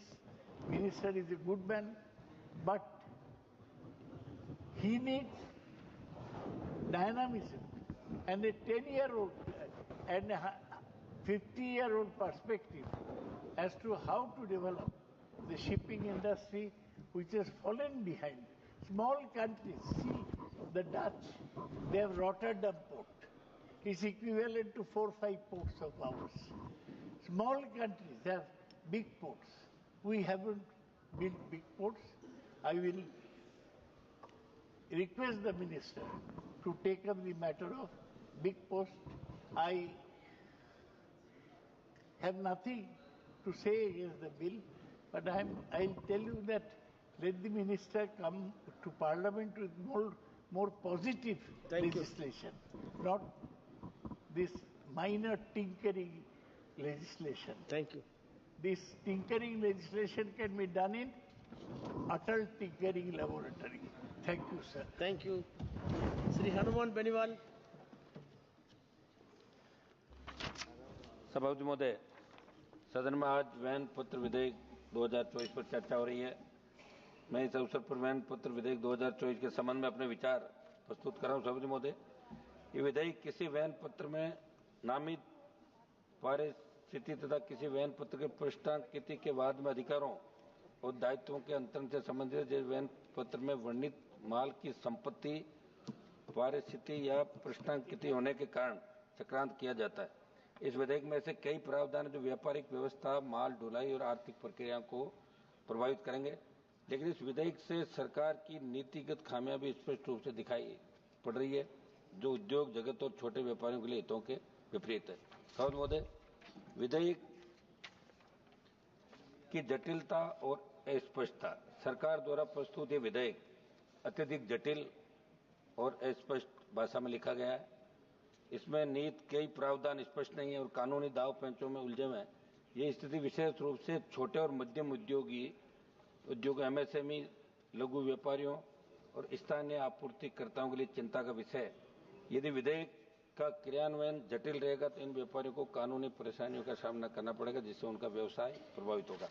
सभापति महोदय, व्यापारियों और उद्योग जगत के लिए खतरा। Van पत्र विधेयक 2014 को लागू करने से पहले व्यापारी संगठनों, परिवहन उद्योग और लॉजिस्टिक्स क्षेत्र के विशेषज्ञों से परामर्श लेना आवश्यक था, लेकिन सरकार ने इस दिशा में कोई उचित कदम नहीं उठाया। माल परिवहन वैन पत्र की पृष्ठांकित और नामित परिस्थिति की प्रक्रिया को सुचारू बनाने के बजाय सरकार ने इसे अत्यधिक नियमों में जकड़ दिया, जिससे व्यापारिक लेन देन में अनावश्यक रुकावटें उत्पन्न हो सकती है। सभापति महोदय, इसके अलावा छोटे और मध्यम व्यापारियों के लिए विधेयक अनुचित दबाव और कानून जोखिम को बढ़ावा देगा। आपके माध्यम से सदन का ध्यान आकर्षित करते हुए बताना चाहता हूं कि बड़े कॉरपोरेट घराने इस कानून का फायदा उठाकर छोटे व्यापारियों पर अपनी शर्तें थोप सकते हैं, जिसमें आर्थिक असमानता और बाजार में एकाधिकार को बढ़ावा मिलेगा। सभापति महोदय, परिवहन और लॉजिस्टिक्स क्षेत्र की अनदेखी। इस विधेयक से परिवहन और लॉजिस्टिक्स क्षेत्र पर सीधा प्रभाव पड़ेगा, क्योंकि माल के स्वामित्व के हस्तांतरण में परिवर्तन लाने का प्रयास किया गया है, लेकिन सरकार ने स्पष्ट नहीं किया कि इस परिवर्तन का परिवहन कंपनियों, ट्रक मालिकों और गोदाम प्रबंधकों पर क्या प्रभाव पड़ेगा। अगर कोई विवाद उत्पन्न होता है तो इसका निपटारा कैसे होगा, न्यायिक प्रक्रिया कैसे चलेगी और छोटे ट्रांसपोर्टर को इससे बचाने के लिए क्या उपाय किए गए, इन सभी प्रश्नों का उत्तर सरकार के पास नहीं। सभापति महोदय, किसान और कृषि उत्पादों पर प्रभाव। यह विधेयक किसानों को भी प्रभावित कर सकता है, क्योंकि कृषि उत्पादों की ढुलाई, भंडारण और व्यापार में वैन पत्र का महत्वपूर्ण स्थान होता है। यदि किसानों और कृषि व्यापारियों के लिए माल की स्वामित्व परिस्थिति जटिल हो जाती है तो पहले से ही मंडी और व्यापारिक नियमों से जूझ रहे संकट में और फंस जाएंगे। सभापति महोदय, विवाद समाधान तंत्र का अभाव। इस विधेयक में कोई ठोस विवाद समाधान प्रणाली का उल्लेख नहीं है। यदि वैन पत्र के संबंध में कोई विवाद उत्पन्न होता है तो इसका निपटारा कैसे होगा? यह स्पष्ट है, इसे व्यापार जगत को कानूनी प्रक्रिया में उलझना पड़ेगा, जैसे आर्थिक गतिविधियों की गति धीमी हो सकती है। सभापति महोदय, सरकार ने इस विधेयक को बिना व्यापक चर्चा के संसद में पेश किया। इससे स्पष्ट होता है कि विधेयक सरकार की हड़बड़ी और दूरदर्शिता का प्रतीक है। सरकार द्वारा लाए जा रहे कई विधेयकों की तरह ये विधेयक भी एक प्रबंधन के बजाय नियंत्रण की मानसिकता दर्शाता है। सभापति महोदय, जब सरकार लगातार बनी थी 19 और अब आपके 24 के अंदर, 14 के अंदर, तब आपने हमेशा एक वादा किया था कि जितने भी अनावश्यक विधेयक है, बिल है, उनको हम खत्म करेंगे। लेकिन यहाँ तो बिल पे बिल लाए जा रहे हो आप, और मुझे नहीं लगता कि इन बिलों का औचित्य है। जो बिल लाए जाने चाहिए देश हित के अंदर, उन बिलों को सरकार लाए तो ज्यादा फायदा हो सकता है। मैं इस बिल का विरोध करता हूँ। Thank you. Shri Vishal Patel.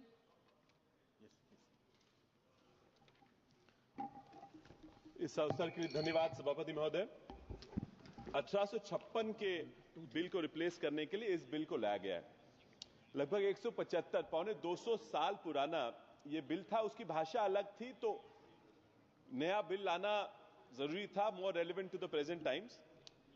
Maritime trade आज ट्रेड के 80% ट्रेड ये मैरीटाइम ट्रेड से होता है, ये सब जानते हैं। सर, भारत अकेला 1.3 बिलियन मेट्रिक टन का कार्गो सालाना एनुअली एक crucial role global supply chain में करता है। लेकिन ये आउटडेटेड रेगुलेशंस थे, उसकी भाषा अलग थी, बदलना जरूरी था, ये मानता हूं, और ये बदलाव लाने के लिए ये बिल लाया गया, ये भी हम समझते हैं। लेकिन सरकार ने एक बहुत अच्छा मौका गवा दिया।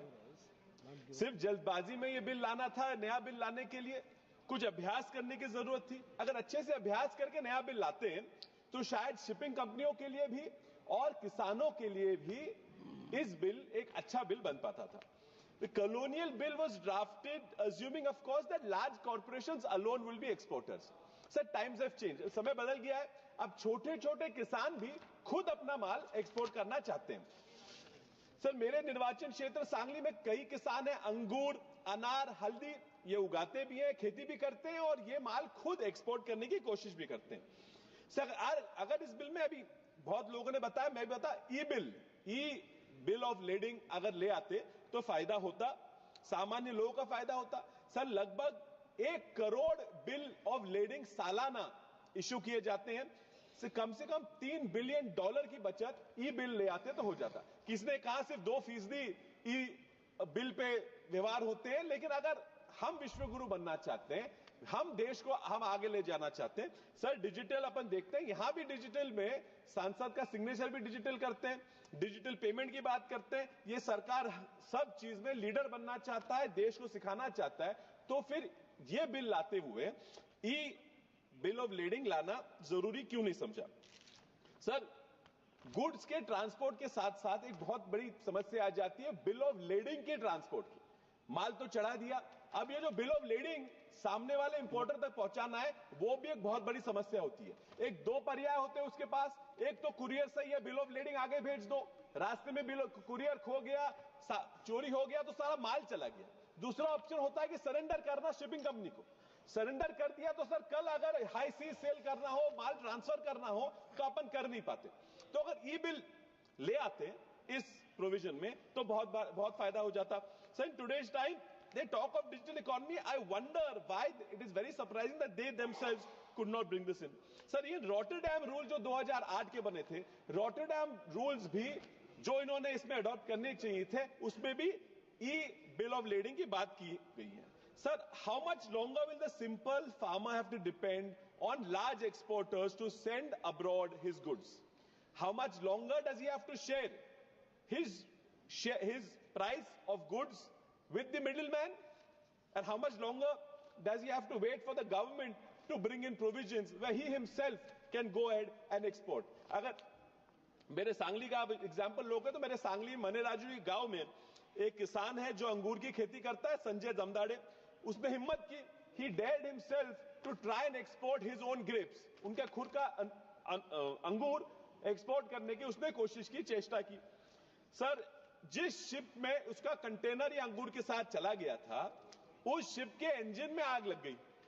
शिप के इंजन में आग लगने के कारण उसका जो अंगूर का माल था, उसका रेफ्रिजरेटर सिस्टम पूरे शिप का बंद हो गया और उसका अंगूर खराब हो गया जब तक वो पहुंच जाता। अब सर, शिपिंग लाइन के इंश्योरेंस कंपनी पे हमने जब उस बेचारे ने जब तकरार की, कंप्लेन की, तो शिपिंग लाइन कहती है, इंश्योरेंस कंपनी कहती है कि गलती शिपिंग लाइन की नहीं है, गलती कैप्टन की है, कि कैप्टन की गलती की वजह से आग लगी और तब ये माल खराब हुआ। अब ये बेचारा कैप्टन से पैसा वसूल करने कहां जाएगा? सर, इस बिल में कोई प्रोविजन ही नहीं है, आर्बिट्रेशन की प्रोविजन नहीं है। अगर ऐसे बेचारे संजय जैसे किसान खुद अगर कोई कोशिश कर ले, if they go there, they export and there is a big issue, who do they go to? So shouldn't this bill have provisioned for these kind of incidents or similar incidents that common farmers who are trying to become exporters themselves are going to face?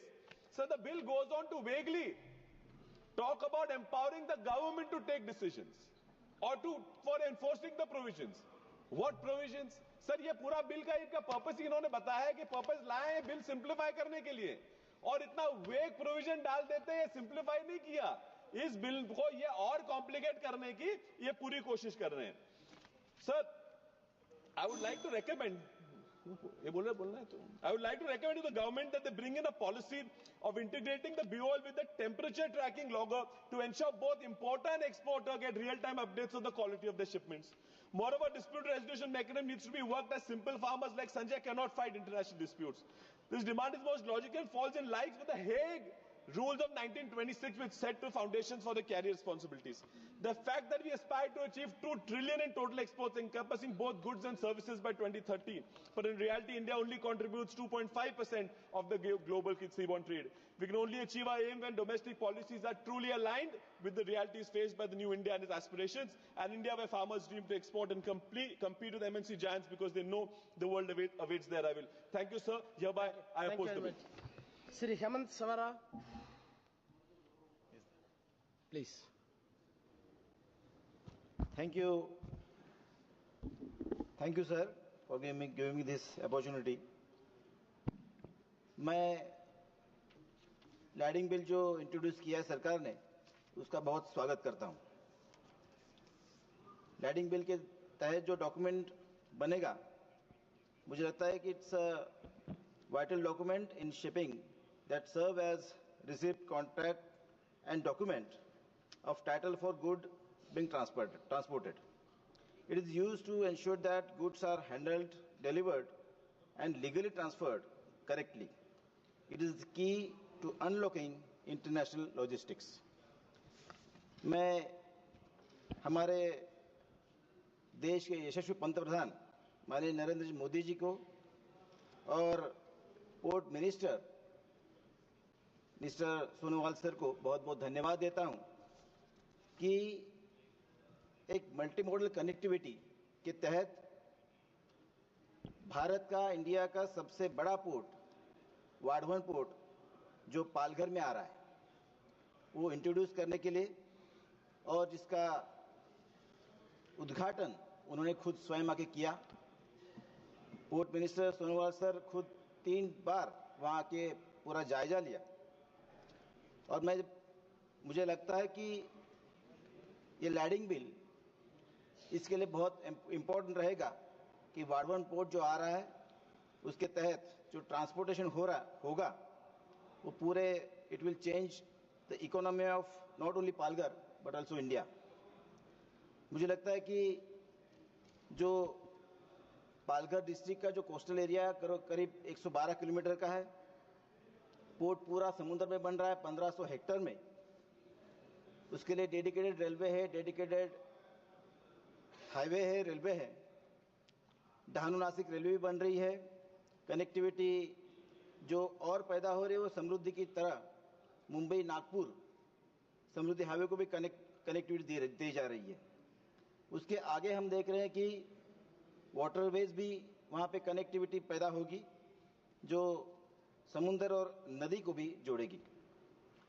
उसके तहत Maharashtra government ने, माननीय मुख्यमंत्री देवेंद्र जी ने चौथी मुंबई की घोषणा की है। तो इसके लिए मैं उनका धन्यवाद देता हूं कि डेवलपमेंट बहुत जोर से होने वाला है। एयरपोर्ट भी पालघर जिले में आ रहा है। तो ये सब हम देखे जाए तो एम्प्लॉयमेंट और सेल्फ एम्प्लॉयमेंट करीब 10 लाख के ऊपर होने वाले हैं। जो पालघर में इंडस्ट्रियल एरिया है, वहां से जो माल पैदा हुआ, गुड्स पैदा हो गए, एमएसएमई है, फिशिंग बहुत बड़े पैमाने पर होता है। एग्रीकल्चर के तहत जो गुड्स पैदा होते हैं, चीकू है, कोकोनट है, फ्लावर्स है, फ्रूट्स है, उसके लिए ये सब लैंडिंग बिल का इम्पोर्टेंस बहुत अच्छा साबित होगा।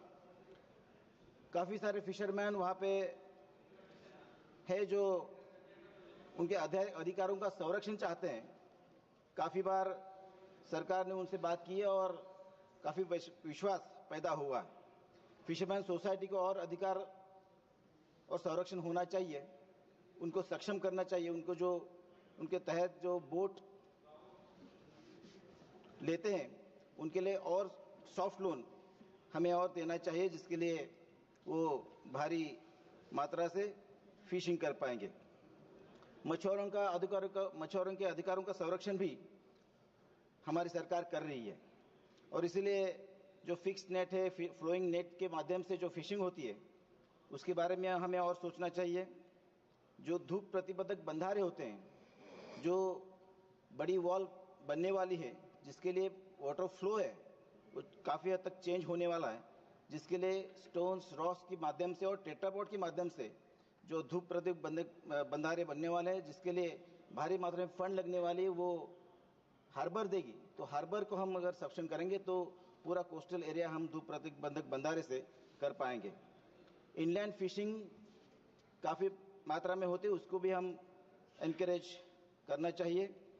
फिशिंग एरिया जो अभी वाडोम पोर्ट के से अफेक्ट होगा, वो अगर हम इंक्रीज कर पाएंगे तो मेरे ख्याल से फिशरमैन को काफ़ी आसानी होगी। जो नए बोट हम अगर दे पाएंगे तो उसमें जीपीएस ट्रैकिंग और टेक्नोलॉजी युक्त अगर रहेगी तो काफ़ी अच्छा प्रभाव रहेगा। काफ़ी सारी जेटीज़ की डिमांड है, तो जेटीज़ हमें बनवानी चाहिए। जो फिशरमैन को और कोल्ड स्टोरेज यूनिट्स चाहिए, उसके लिए भी प्रावधान हमारी सरकार कर रही है। काफ़ी सारे जो कोस्टल एरिया में जो गांव है, वहाँ के सब 12th और 10th पास और ग्रेजुएट जो पास लड़के लड़कियाँ हैं, उसके लिए काफ़ी सारे ट्रेनिंग प्रोग्राम शुरू कर दिए हैं, तो वो भी बहुत अच्छी बात है। और नेचुरल ब्रीडिंग सेंटर्स जो है, अगर जो प्रभावित एरिया है उसके और नेचुरल ब्रीडिंग सेंटर्स अगर हम किए तो मेरे ख्याल से और हमारी जो फिशिंग है वो वैसे की वैसे रहेगी।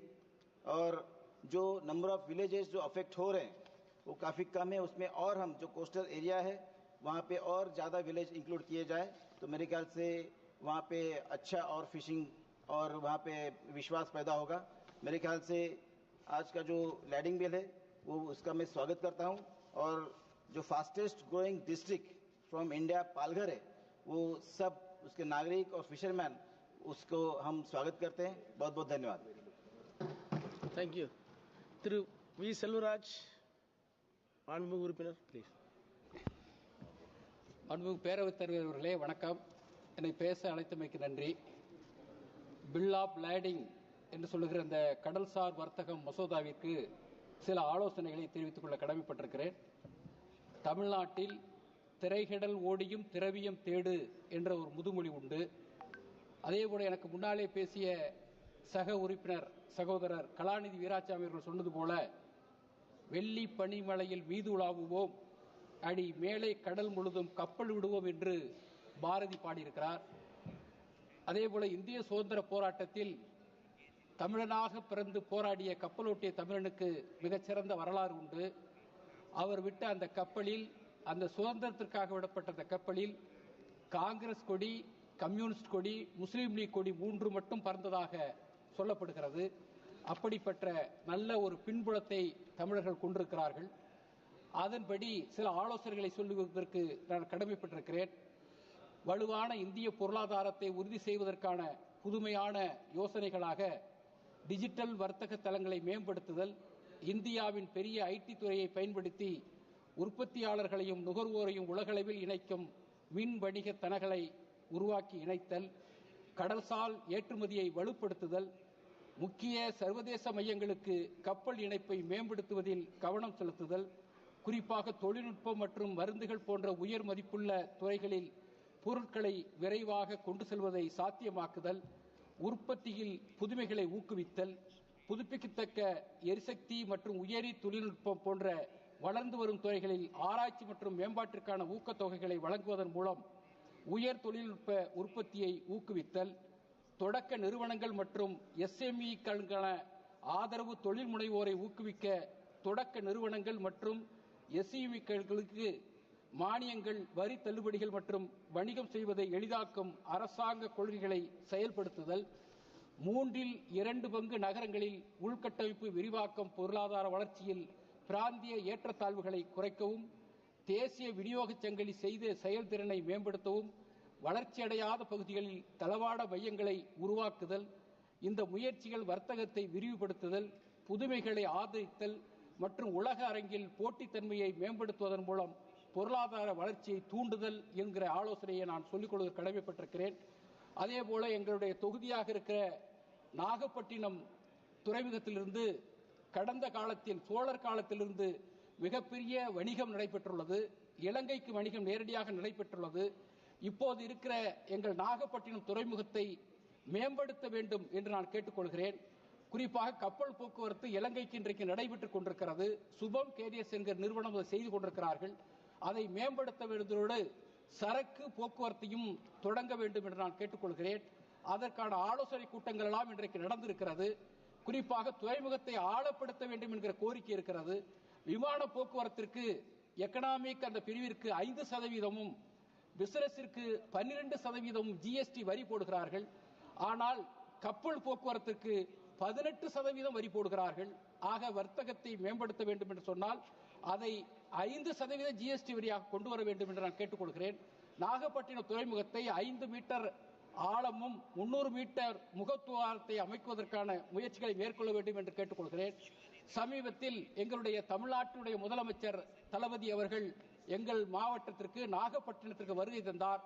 மிக கவலையோடு சொன்னார் தமிழ்நாட்டு மீனவர்களை பற்றி, அவர்கள் படுகிற பாட்டை பற்றி.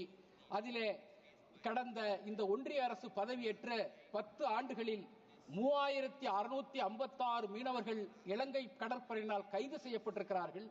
611 படகுகளை அவர்கள் இன்றைக்கு மீட்டு சென்றிருக்கிறார்கள். மீனவர்கள் மீது 736 முறை தாக்குதல் நடத்தப்பட்டிருக்கிறது. ஆக இதற்கு என்ன நடவடிக்கை? தமிழ்நாட்டு மீனவர்களை எப்படி இந்த அரசு பார்க்கிறது? தமிழ்நாட்டு மீனவர்கள் என்று பார்க்கிறார்களா அல்லது இந்திய மீனவர்கள் என்று பார்க்கிறார்களா? தமிழ்நாடு என்பது இந்திய நாட்டில் தானே இருக்கிறது. ஏன் இந்த பாரபட்சமான அணுகுமுறை இந்த அரசு செய்கிறது? இப்படி செய்யக்கூடாது.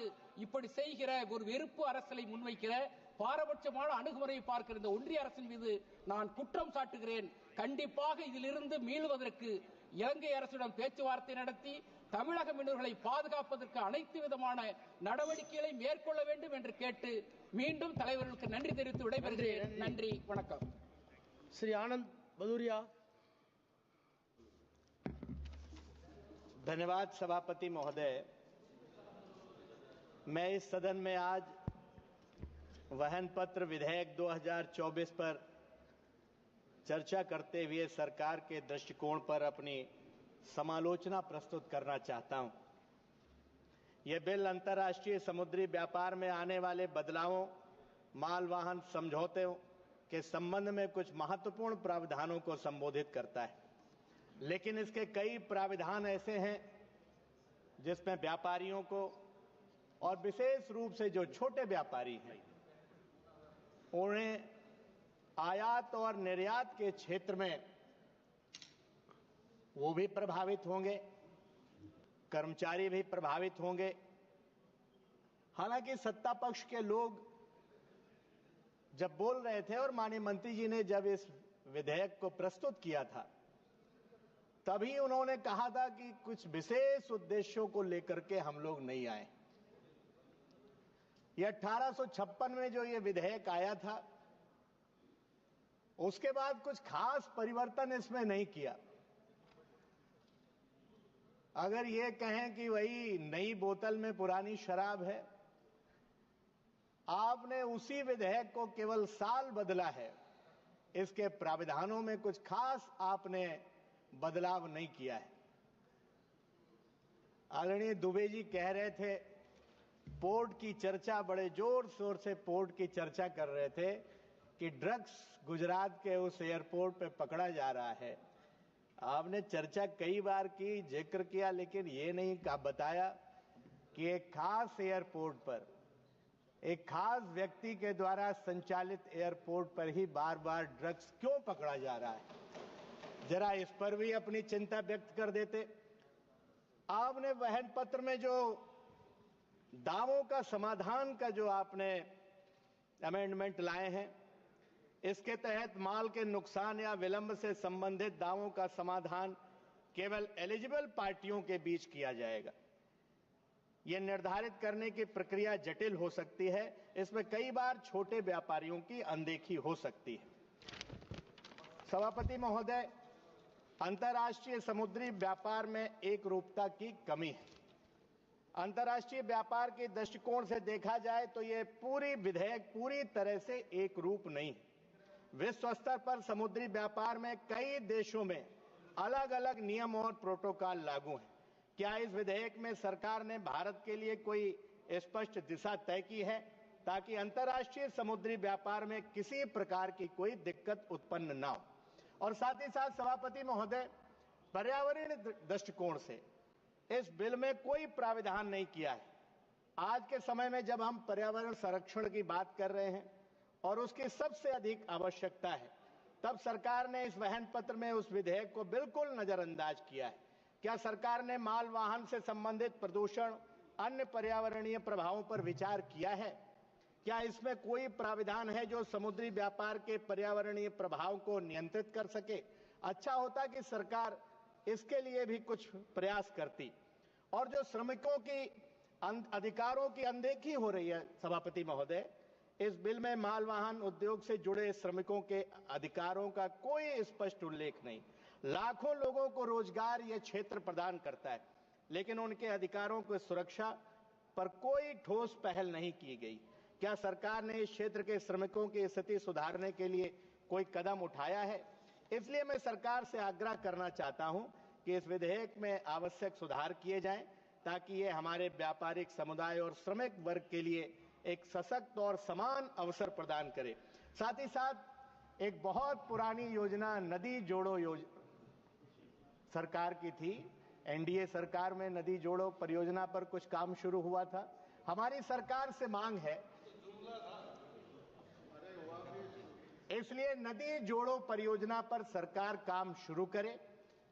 और नदी जब जोड़ेंगे, नदियों को जोड़ेंगे, तो निश्चित रूप से हमारा उत्तर प्रदेश है, हमारे यहां तो कोई पोर्ट है नहीं, इसलिए नदियों को जोड़ेंगे तो हो सकता है कोई पोर्ट उत्तर प्रदेश को, बिहार को भी मिल जाए, जिससे सारी नदियों को जोड़िए, जिससे कोई पोर्ट बन जाए। और पोर्ट बनेगा तो हमारे उत्तर प्रदेश के किसानों को, गरीबों को, श्रमिकों को, उनको भी इसका लाभ मिलेगा। इसलिए सभापति महोदय, आपने मौका दिया, आपका आभार प्रकट करते हुए अपनी बात को समाप्त करता हूं। बहुत बहुत धन्यवाद। Honorable Minister.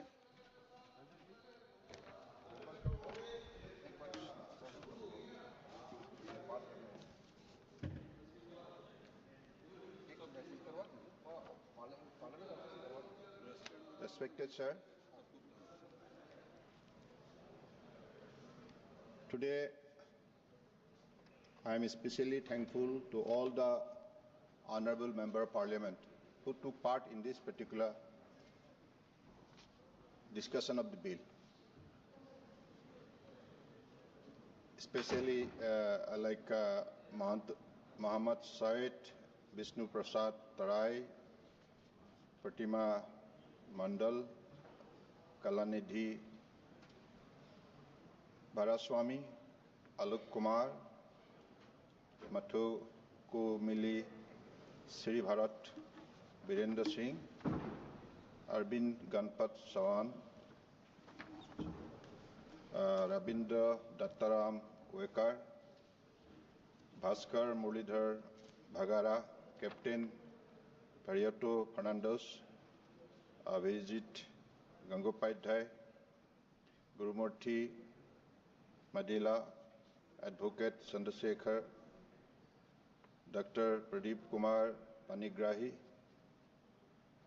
शशिथा नंथन आर राजाराम सिंह एन.के. प्रेमचंदन निशिकांत दुबे सुप्रिया सोले अनिल देसाई दर्शन सिंह चौधरी सुगत रॉय हनुमान बेरीवाल विशाल दादा पटेल हेमंत विष्णु शर्मा सलभराज भी आनंद Bhaduria. So I am thankful to everybody. And this bill, as you have already, with your जो समझ में करिएगा, लेकिन अभी सब्सक्राइब इसलिए कर लीजिए you have expressed your views. So, but let me tell you, आपके लिए बहुत काम की चीजें बढ़ाई जा रही हैं। एक भी वीडियो कल या आज की क्लास में ही हम एक टारगेट सेट करते हैं। आज की क्लास में ही हमारा टारगेट है 16 लाख सब्सक्राइबर है। मात्र 8,000 कम है। प्यारे बच्चों, क्या 8,000 नहीं पूरे हो सकते? करने के लिए बताइए, क्या 8,000 नहीं पूरे हो सकते? देश में विकास के सिलसिले में जनता एकत्रित होकर लगी हुई है। जो मंत्र हमें परम आदरणीय प्रधानमंत्री ने दी है, रिफॉर्म, परफॉर्म, ट्रांसफॉर्म, उसी नीति के आधारित आज आप लोगों ने देखी है कि कैसे legislative reforms, policy reforms, financial reforms लाया गया और जिसकी वजह से देश आज विकास के रास्ते पर तेज से चलने लगे। ये जो हमने आज बिल लाया, आप सबके सहयोग चाहते हुए इस बिल 168 इयर्स ओल्ड, एक पुराना कानून जिस समय पे ब्रिटिश का राज थे, उसी कालखंड में अलग अलग देश में उसी देश का नाम के आधारित उन्होंने कानून व्यवस्था प्रस्तुत की। तो आज हमारी स्वतंत्रता मिलते हुए आप लोगों ने देखा है कि 78 इयर्स हुई है और 76 इयर्स एक रिपब्लिक होने के नाते हमें जो स्वीकृति मिली है, तो इस कालखंड में सबका ही मानना है, हर भारतीय का ही स्वाभिमान का सोच है कि हम स्वतंत्र भारत के कानून व्यवस्था लागू करें। इसलिए प्री इंडिपेंडेंस जो स्टैट्यूट है उसका रिप्लेसमेंट और रिपील के लिए आज इस बिल लाया गया है। और इस बिल में हमारे जो भी स्टेक होल्डर्स है, खास करके शिपर एंड कैरियर्स, सभी स्टेक होल्डर का साथ एक्सटेंसिव कंसल्टेशन के बाद और जो लीगल एक्सपर्ट है सभी का साथ डिटेल चर्चा करने का बाद इस बिल को इस रूप में आप लोगों का समक्ष पे रखा गया है।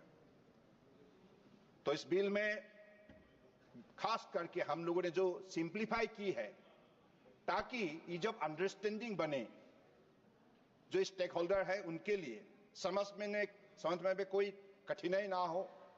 और इसमें खास करके जो क्लॉज 5 में केंद्रीय सरकार को डायरेक्शन इश्यू करने के लिए जो भी प्रोविजन रखा गया है, इसका मूल लक्ष्य है हमारे जो भी स्टेक होल्डर है वो किसी भी हालत में दिक्कत में ना पड़े।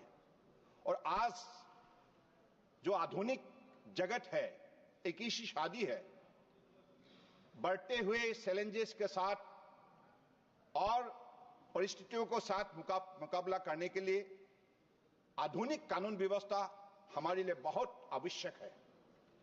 तो इसके लिए ये फ्यूचरिस्टिक एक स्टैट्यूट है, क्योंकि अगले दिनों में जरूरत के मुताबिक to facilitate the stakeholders properly we have to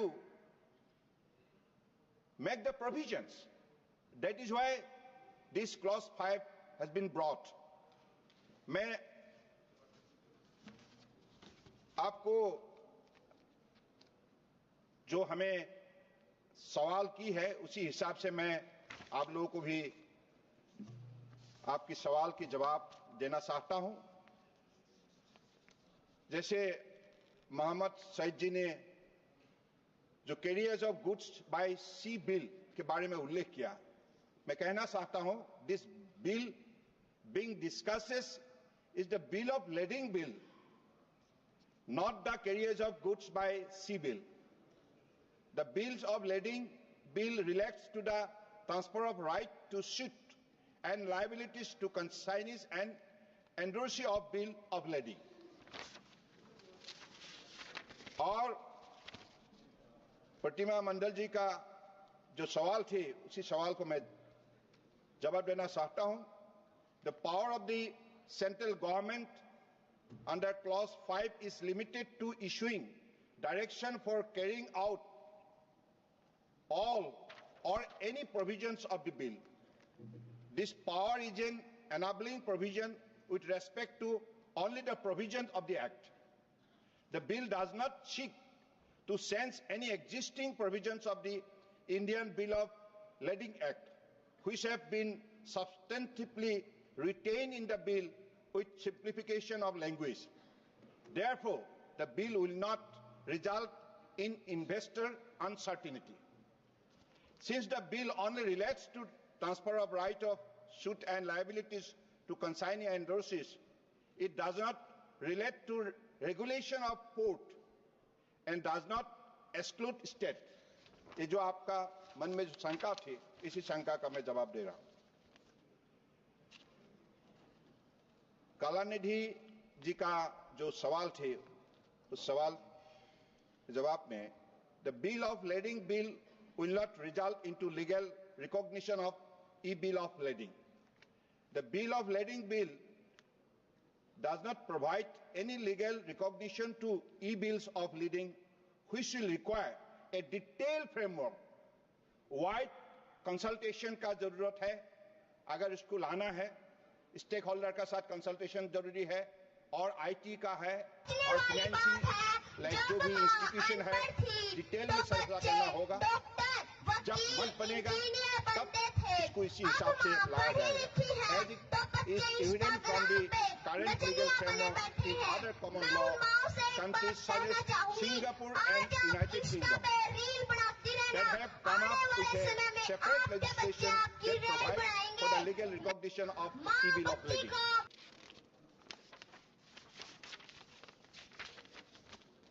और वीरेंद्र जी ने भी जो सवाल की है, bill only relates to the transfer of right, पहले भी मैं बोल चुका हूं, of suits and liabilities to consignees and endorsees. It relates to the contract of carriers between shipper and carriers, nor does it relate to जितने भी New Zealand के पहले वो लोग हार चुके हैं, तो वो लोगों को जो गिफ्ट मिल रहा है ना, वो लोग खोल के भी नहीं देख रहे कि क्या मिला है, नहीं मिला है, कोई नहीं देख रहा है। लेकिन अगर एज ए इंडियन अगर तुम वहां होते तो जरूर खोल के देखते कि अंदर है भी या नहीं है, कोई नहीं खोल के देख रहा। रचित भाई आ रहे हैं, रचित रविंद्रन भाई, क्या भाई का क्या नाम है यार, इंडियन भाई जो भी तो आ रहे हैं, कोई नहीं खोल के देख रहा, कोई नहीं, किसी को मतलब नहीं अंदर क्या है नहीं है, वो लोग हार के सैड है। भाई को मिला, भाई अभी खोल के देखेगा अंदर क्या है। गुरुमूर्ति जी का जो सवाल था, इस सवाल का जवाब यही है कि the bill does not relate to major ports for which other statute exist.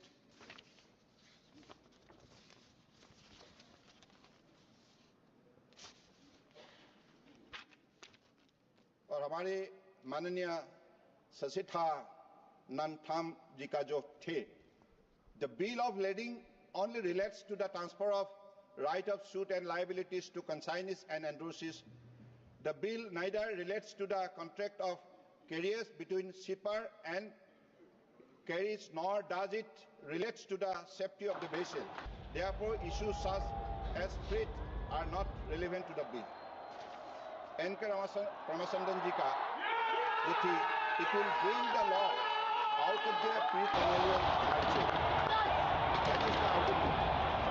Also, some new provisions have been added, which are important for the smooth implementation and enforcement of the provisions of the bill, which did not exist in the 1856 Act.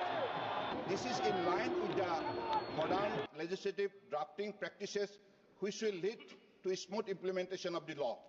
The power of the central government under Clause 5 is limited to issuing direction for carrying out all or any provisions of the bill. This power is an enabling provision with respect to only the provision of the Act. It is limited to the provision of the Act. Devising a detailed legal framework and the overall architecture for recognition of e-bills of lading needs a wide range, as I have already said. Supriya जी का और अनिल देसाई जी का जो सवाल थे, the power of the central government under clause 5 is limited to issuing direction, as I have said already. Recognition of e-bills of lading needs a wide range of stakeholder consultation. The bill deals with specific aspect of right and liabilities emanating from the transfer of bill of lading to a consignee or an endorsee. The bill of lading is a legal document, not a contract. It's a legal document. It is only evidence of a contract. It is evidence of a contract, not a contract. The right and liabilities provided for are not directly emanating from the contract, but from the transfer of the evidence of the contract. Therefore, the bill does not contain any provision on dispute resolution or appellate mechanism.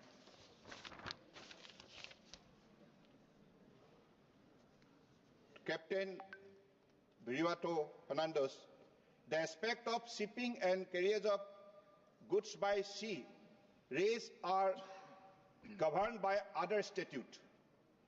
Merchant shipping is governed by the Merchant Shipping Act 1958. Ports, state maritime boards, major port authorities are governed by other statute. This bill only relates to bill of lading. The provision of the bill are not subject to the quantity or nature of goods being shipped. So these are the kind of, response as you wanted to know from my side. And for your information,